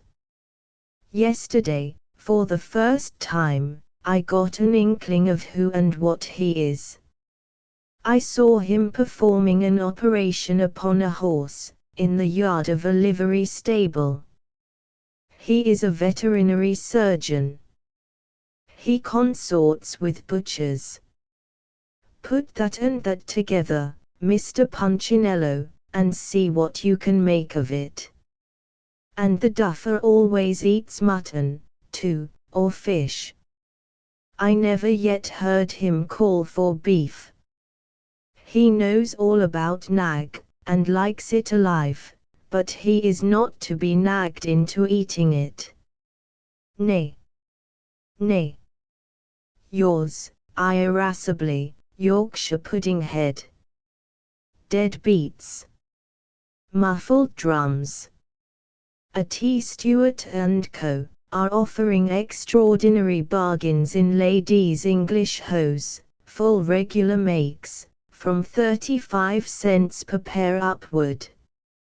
Also, gentlemen's half hose, extra quality, 25 cents per pair upward.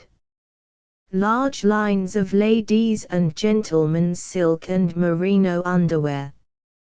Broadway, 4th Avenue, 9th and 10th Streets. Punchinello.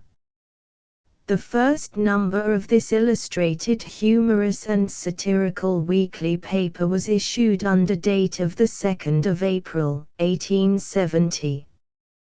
The press and the public in every state and territory of the Union endorse it as the best paper of the kind ever published in America. Contents entirely original. Subscription for 1 year, with $2 premium, $4 6 months, without premium.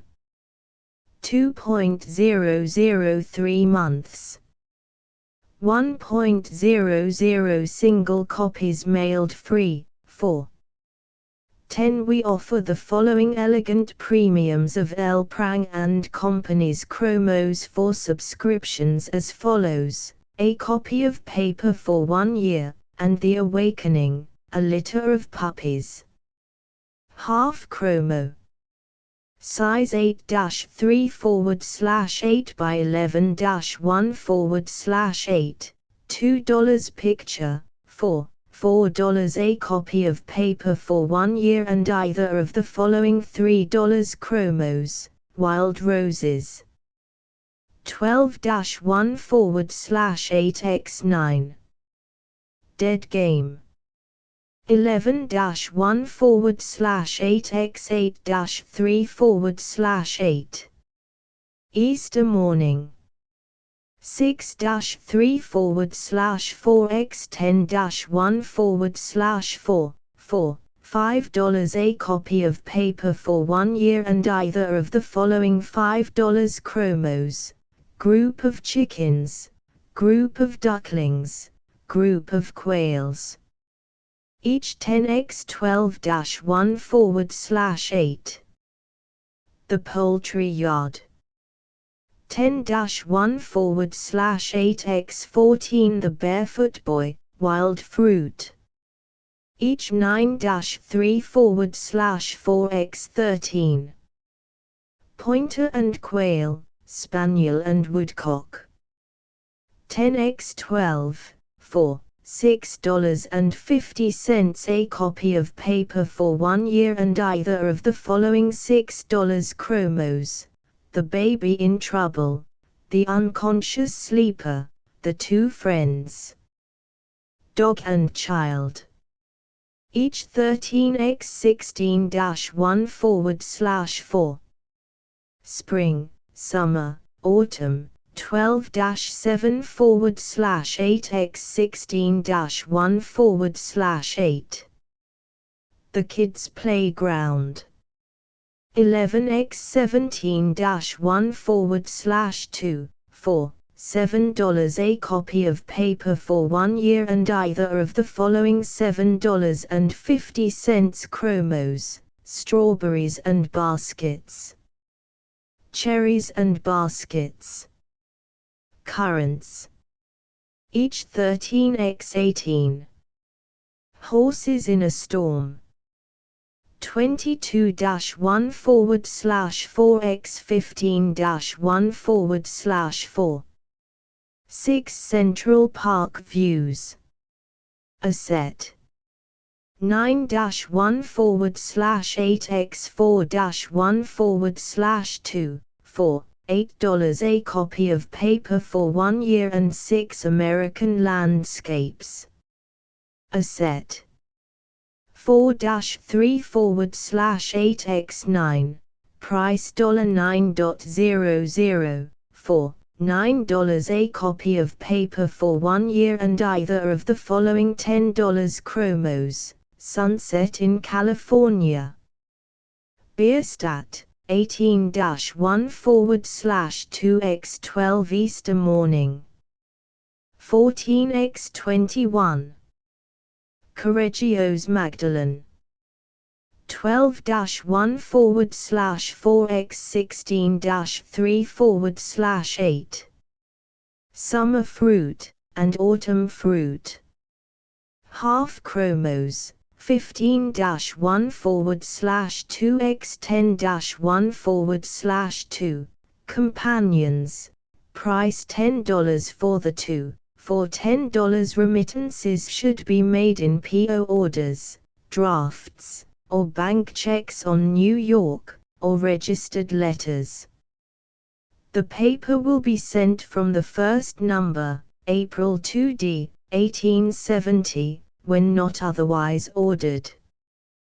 Postage of paper is payable at the office where received, 20 cents per year, or 5 cents per quarter, in advance. The chromos will be mailed free on receipt of money. Canvassers wanted, to whom liberal commissions will be given. For special terms address the company. The first 10 numbers will be sent to anyone desirous of seeing the paper before subscribing, for 60 cents. A specimen copy sent to anyone desirous of canvassing or getting up a club, on receipt of postage stamp. Address: Punchinello Publishing Co., P.O. Box 2783. Number 83 Nassau Street, New York. Grand Exposition. A T. Stewart & Co. have opened a splendid assortment of Paris-made dresses, from Worth Epingnet and other celebrated makers, also large editions, of their own manufacture, cut and trimmed by artists equal, if not superior, to any in this city. Millinery, bonnets, and hats elegantly trimmed, from Violet and other modalities of the highest Parisian standing. The prices of the above are extremely attractive. Broadway 4th Avenue, 9th and 10th Streets. A T. Stewart & Co. are offering a large assortment of American moquette carpets, in new and elegant designs, warranted equal in quality and coloring to the very best French. Price only $3.50 per yard. Crossley's best quality tapestry Brussels, $1.25 per yard. Crossley's velvets, extra quality, $2.25 per yard. 5-frame English body Brussels, $1.75 per yard. Royal Wiltons, $2.50 and $3 per yard. Also, Paris quality moquettes, Axminsters by the yard, or Busson and Axminster carpets in one piece, with splendid medallions and borders to match. And they are constantly in the receipt of all the novelties in the above line, as produced. Broadway, 4th Avenue, 9th and 10th Streets. The harmony of the evening. Romantic youth, with more assurance than voice. I cannot sing that old song. Voice from next room. Then don't, that's a good fellow. The Printing House of the United States and the United States Envelope Manufactory. George F. Nesbitt & Co. 163,165,167,169 Pearl Street, and 73,77,79 Pine Street, New York. Execute all kinds of printing, furnish all kinds of stationery, make all kinds of blank books, execute the finest styles of lithography, makes the best and cheapest envelopes ever offered to the public. They have made all the prepaid envelopes for the United States Post Office Department for the past 16 years, and have invariably been the lowest bidders. Their machinery is the most complete, rapid and economical known in the trade. Travelers west and southwest should bear in mind that the ERIE Railway is by far the cheapest, quickest, and most comfortable route, making direct and sure connection at Cincinnati, with all lines by rail or river for New Orleans, Louisville, Memphis, St. Louis, Vicksburg, Nashville, Mobile, and all points south and southwest. Its drawing room and sleeping coaches on all express trains, running through to Cincinnati without change, are the most elegant and spacious used upon any road in this country, being fitted up in the most elaborate manner, and having every modern improvement introduced for the comfort of its patrons, running upon the broad gauge, revealing scenery along the line unequaled upon this continent, and rendering a trip over the ERIE one of the delights and pleasures of this life not to be forgotten. By applying at the offices of the Erie Railway Company, numbers 241, 529 and 957 Broadway, 205 Chambers Street, 38 Greenwich Street, Cor. 125th St. and 3rd Avenue Harlem, 338 Fulton Street Brooklyn, depots foot of Chambers Street, and foot of 23D Street, New York, and the agents at the principal hotels, travelers can obtain just the ticket they desire, as well as all the necessary information. Prang's latest publications: Joy of Autumn, Prairie Flowers, Lake George, West Point.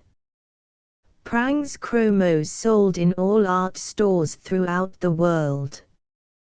Prang's illustrated catalog sent free on receipt of stamp. L. Prang & Co., Boston. Punchinello. With a large and varied experience in the management and publication of a paper of the class herewith submitted, and with the still more positive advantage of an ample capital to justify the undertaking, the Punchinello Publishing Co. of the City of New York presents to the public for approval the new illustrated humorous and satirical weekly paper, Punchinello, the first number of which was issued under date of April 2nd. Original articles, suitable for the paper, and original designs, or suggestive ideas or sketches for illustrations, upon the topics of the day, are always acceptable and will be paid for liberally. Rejected communications cannot be returned, unless postage stamps are enclosed. Terms: 1 copy per year, in advance, $4 single copies. 10 a.m. specimen copy will be mailed free upon the receipt of 10 cents. 1 copy, with the Riverside magazine, or any other magazine or paper, price, $2.50, for 5.501 copy, with any magazine or paper, price, $4, for 7.00 all communications, remittances, etc., to be addressed to Punchinello Publishing Co., No. 83 Nassau Street, P.O. Box 2783, New York. The Mystery of Mr. E. Drood. The new burlesque serial, written expressly for Punchinello, by Orpheus C. Kerr, commenced in number 11. Will be continued weekly throughout the year. A sketch of the eminent author, written by his bosom friend, with superb illustrations of 1st the author's palatial residence at Bagads Hill, Ticknors Fields, New Jersey. 2nd the author at the door of said palatial residence taken as he appears every Saturday will also be found in the same number. Single copies, for sale by all newsmen, or mailed from this office, free, 10 cents. Subscription for 1 year, 1 copy, with $2 chromo premium. $4. Those desirous of receiving the paper containing this new serial, which promises to be the best ever written by Orpheus C. Kerr, should subscribe now, to ensure its regular receipt weekly. We will send the first 10 numbers of Punchinello to anyone who wishes to see them, in view of subscribing, on the receipt of 60 cents. Address: Punchinello Publishing Company, P.O. Box 2783, 83 Nassau Street, New York. G.O. W. Wheat & Co., Printer, No. 8 Spruce Street. ******* End of the Project Gutenberg ebook Punchinello, Volume 2, No. 31. The 29th of October, 1870 ************* Updated editions will replace the previous one, the old editions will be renamed. Creating the works from print editions not protected by U.S. copyright law means that no one owns a United States copyright in these works, so the Foundation, and you, can copy and distribute it in the United States without permission and without paying copyright royalties. Special rules, set forth in the general terms of use part of this license, apply to copying and distributing Project Gutenberg trademark symbol electronic works to protect the Project Gutenberg trademark symbol concept and trademark. Project Gutenberg is a registered trademark, and may not be used if you charge for an ebook, except by following the terms of the trademark license, including paying royalties for use of the Project Gutenberg trademark. If you do not charge anything for copies of this ebook, complying with the trademark license is very easy. You may use this ebook for nearly any purpose such as creation of derivative works, reports, performances and research. Project Gutenberg ebooks may be modified and printed and given away. You may do practically anything in the United States with ebooks not protected by U.S. copyright law. Redistribution is subject to the trademark license, especially commercial redistribution. Start. Full license. The full Project Gutenberg license. Please read this before you distribute or use this work to protect the Project Gutenberg trademark symbol mission of promoting the free distribution of electronic works. By using or distributing this work, or any other work associated in any way with the phrase Project Gutenberg, you agree to comply with all the terms of the full Project Gutenberg trademark symbol license available with this file or online at www.gutenberg.org/license. Section 1. General Terms of Use and Redistributing Project Gutenberg Trademark Symbol Electronic Works 1.0. By reading or using any part of this Project Gutenberg trademark symbol electronic work, you indicate that you have read, understand, agree to and accept all the terms of this license and intellectual property, trademark/copyright, agreement. If you do not agree to abide by all the terms of this agreement, you must cease using and return or destroy all copies of Project Gutenberg trademark symbol electronic works in your possession. If you paid a fee for obtaining a copy of or access to a Project Gutenberg trademark symbol electronic work and you do not agree to be bound by the terms of this agreement, you may obtain a refund from the person or entity to whom you paid the fee as set forth in paragraph 1.e.8. 1.b Project Gutenberg is a registered trademark. It may only be used on or associated in any way with an electronic work by people who agree to be bound by the terms of this agreement. There are a few things that you can do with most Project Gutenberg trademark symbol electronic works even without complying with the full terms of this agreement. See paragraph 1.c below. There are a lot of things you can do with Project Gutenberg trademark symbol electronic works if you follow the terms of this agreement and help preserve free future access to Project Gutenberg trademark symbol electronic works. See paragraph 1.e below. 1.c. The Project Gutenberg Literary Archive Foundation, the Foundation or PGLAF, owns a compilation copyright in the collection of Project Gutenberg trademark symbol electronic works. Nearly all the individual works in the collection are in the public domain in the United States.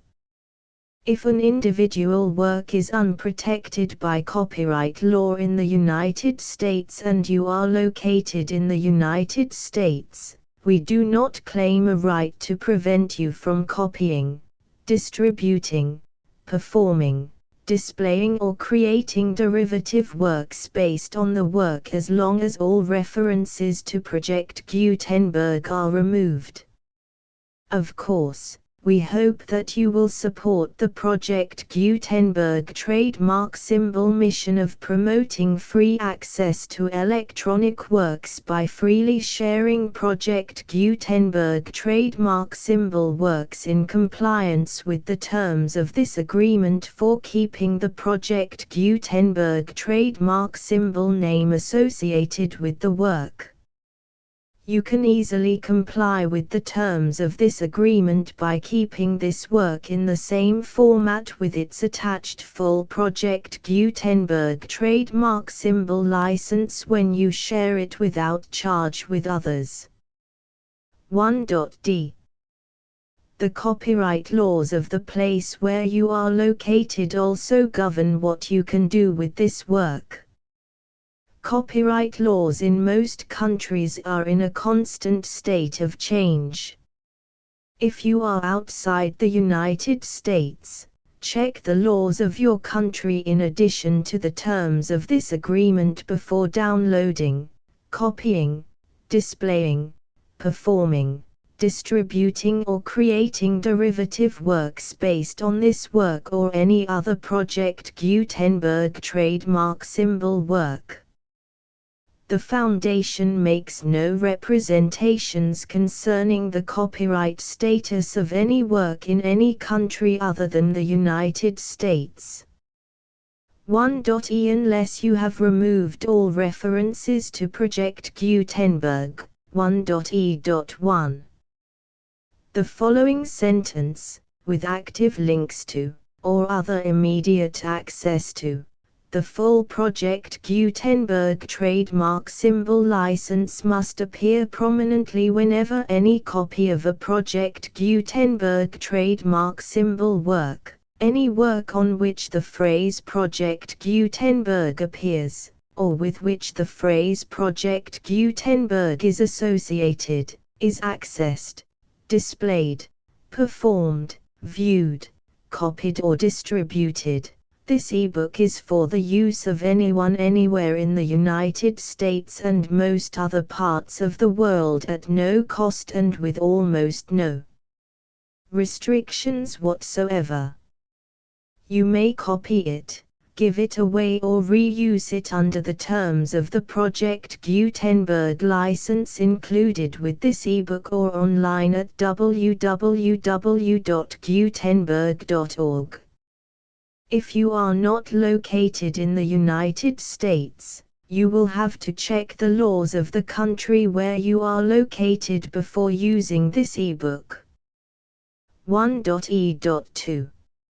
If an individual Project Gutenberg trademark symbol electronic work is derived from texts not protected by U.S. copyright law, does not contain a notice indicating that it is posted with permission of the copyright holder, the work can be copied and distributed to anyone in the United States without paying any fees or charges.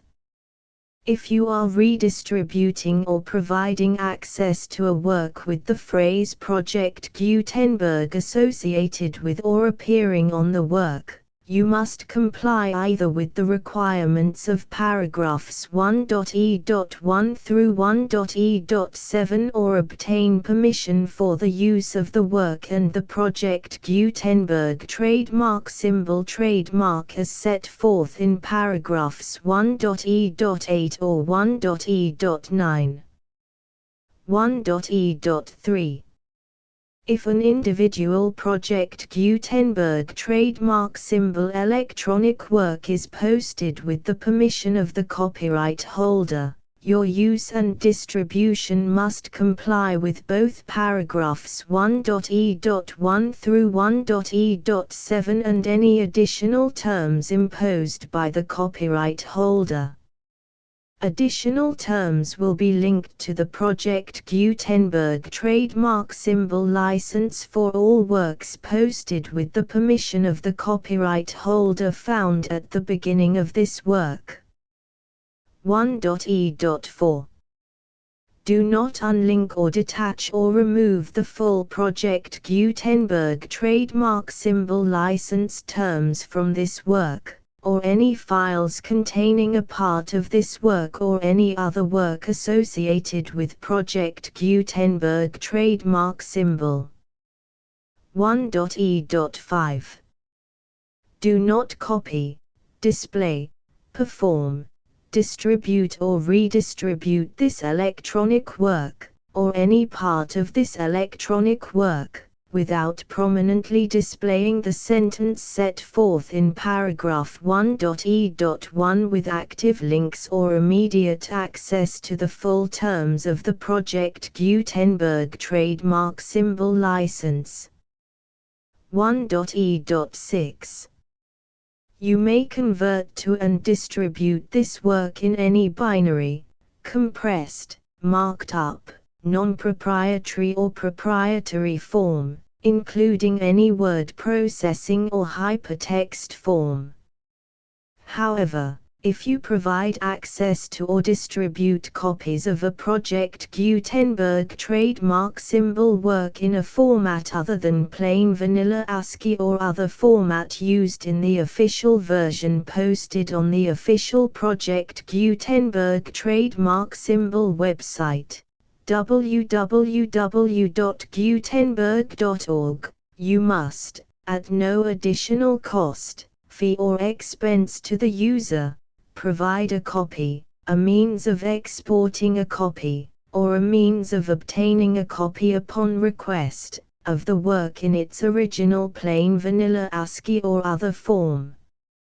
Any alternate format must include the full Project Gutenberg trademark symbol license as specified in paragraph 1.e.1. 1.e.7. Do not charge a fee for access to, viewing, displaying, performing, copying or distributing any Project Gutenberg trademark symbol works unless you comply with paragraph 1.e.8 or 1.e.9. 1.e.8. You may charge a reasonable fee for copies of or providing access to or distributing Project Gutenberg trademark symbol electronic works provided that you pay a royalty fee of 20% of the gross profits you derive from the use of Project Gutenberg trademark symbol works calculated using the method you already use to calculate your applicable taxes. The fee is owed to the owner of the Project Gutenberg trademark symbol trademark, but he has agreed to donate royalties under this paragraph to the Project Gutenberg Literary Archive Foundation. Royalty payments must be paid within 60 days following each date on which you prepare, or are legally required to prepare, your periodic tax returns. Royalty payments should be clearly marked as such and sent to the Project Gutenberg Literary Archive Foundation at the address specified in Section 4. Information about donations to the Project Gutenberg Literary Archive Foundation. You provide a full refund of any money paid by a user who notifies you in writing, or by email, within 30 days of receipt that he does not agree to the terms of the full Project Gutenberg trademark symbol license. You must require such a user to return or destroy all copies of the works possessed in a physical medium and discontinue all use of and all access to other copies of Project Gutenberg trademark symbol works.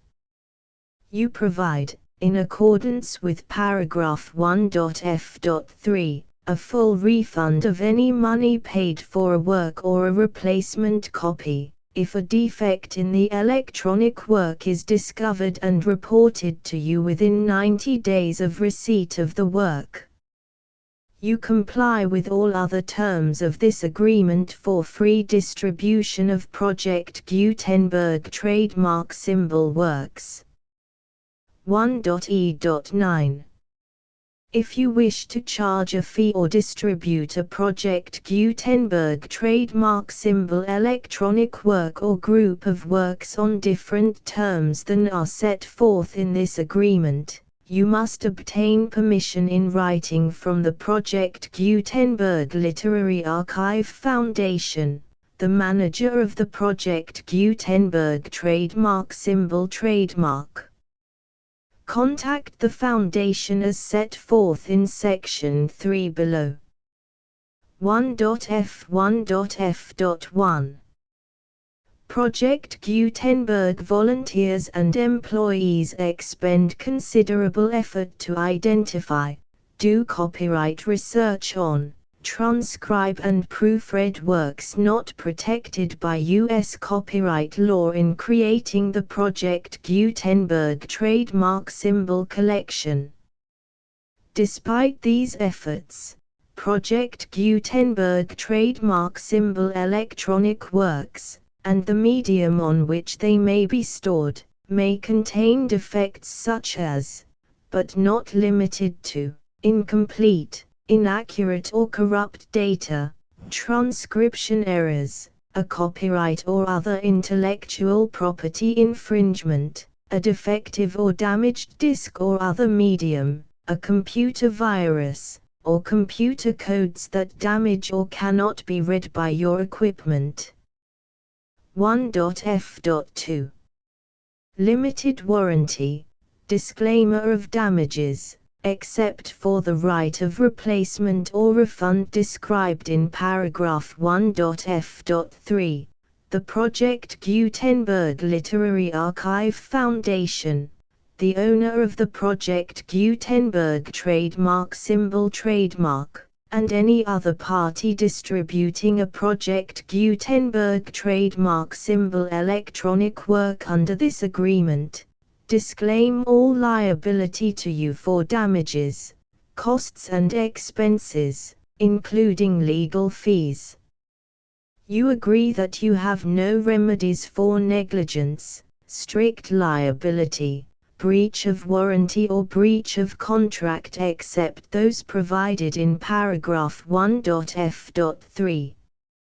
You agree that the Foundation, the trademark owner, and any distributor under this agreement will not be liable to you for actual, direct, indirect, consequential, punitive or incidental damages even if you give notice of the possibility of such damage. 1.f.3. Limited right of replacement or refund. If you discover a defect in this electronic work within 90 days of receiving it, you can receive a refund of the money, if any, you paid for it by sending a written explanation to the person you received the work from. If you received the work on a physical medium, you must return the medium with your written explanation. The person or entity that provided you with the defective work may elect to provide a replacement copy in lieu of a refund. If you received the work electronically, the person or entity providing it to you may choose to give you a second opportunity to receive the work electronically in lieu of a refund. If the second copy is also defective, you may demand a refund in writing without further opportunities to fix the problem. 1.f.4. Except for the limited right of replacement or refund set forth in paragraph 1.f.3, this work is provided to you as is, with no other warranties of any kind, express or implied, including but not limited to warranties of merchantability or fitness for any purpose. 1.f.5. Some states do not allow disclaimers of certain implied warranties or the exclusion or limitation of certain types of damages. If any disclaimer or limitation set forth in this agreement violates the law of the state applicable to this agreement, the agreement shall be interpreted to make the maximum disclaimer or limitation permitted by the applicable state law. The invalidity or unenforceability of any provision of this agreement shall not void the remaining provisions. 1.f.6.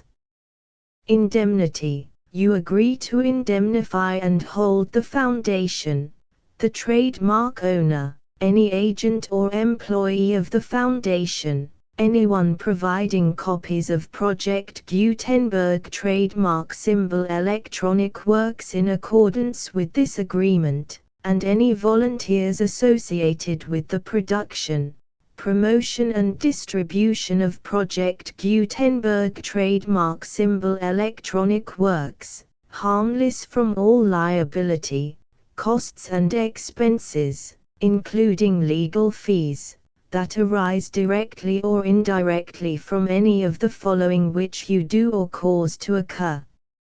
A.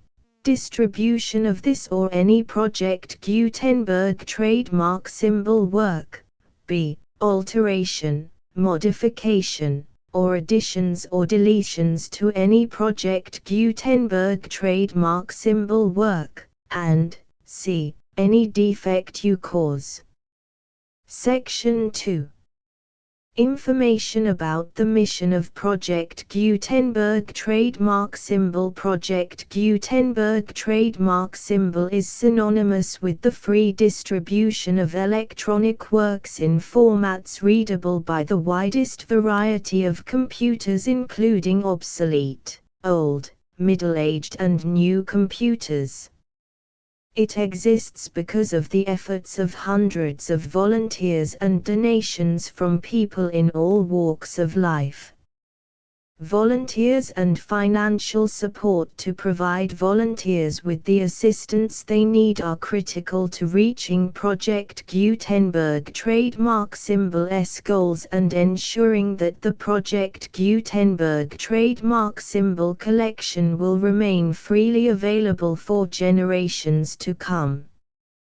In 2001, the Project Gutenberg Literary Archive Foundation was created to provide a secure and permanent future for Project Gutenberg trademark symbol and future generations. To learn more about the Project Gutenberg Literary Archive Foundation and how your efforts and donations can help, see sections 3 and 4 and the Foundation information page at www.gutenberg.org. Section 3. Information about the Project Gutenberg Literary Archive Foundation. The Project Gutenberg Literary Archive Foundation is a non-profit 501(c)(3) educational corporation organized under the laws of the state of Mississippi and granted tax-exempt status by the Internal Revenue Service. The Foundation's IN or Federal Tax Identification Number is 64-6221541. Contributions to the Project Gutenberg Literary Archive Foundation are tax-deductible to the full extent permitted by U.S. federal laws and your state's laws. The Foundation's business office is located at 809 North 1500 West, Salt Lake City, UT 84116. 801-596-1887. Email contact links and up-to-date contact information can be found at the Foundation's website and official page at www.gutenberg.org/contact section 4. Information about donations to the Project Gutenberg Literary Archive Foundation. Project Gutenberg trademark symbol depends upon and cannot survive without widespread public support and donations to carry out its mission of increasing the number of public domain and licensed works that can be freely distributed in machine-readable form accessible by the widest array of equipment, including outdated equipment. Many small donations, $1 to $5,000, are particularly important to maintaining tax-exempt status with the IRS.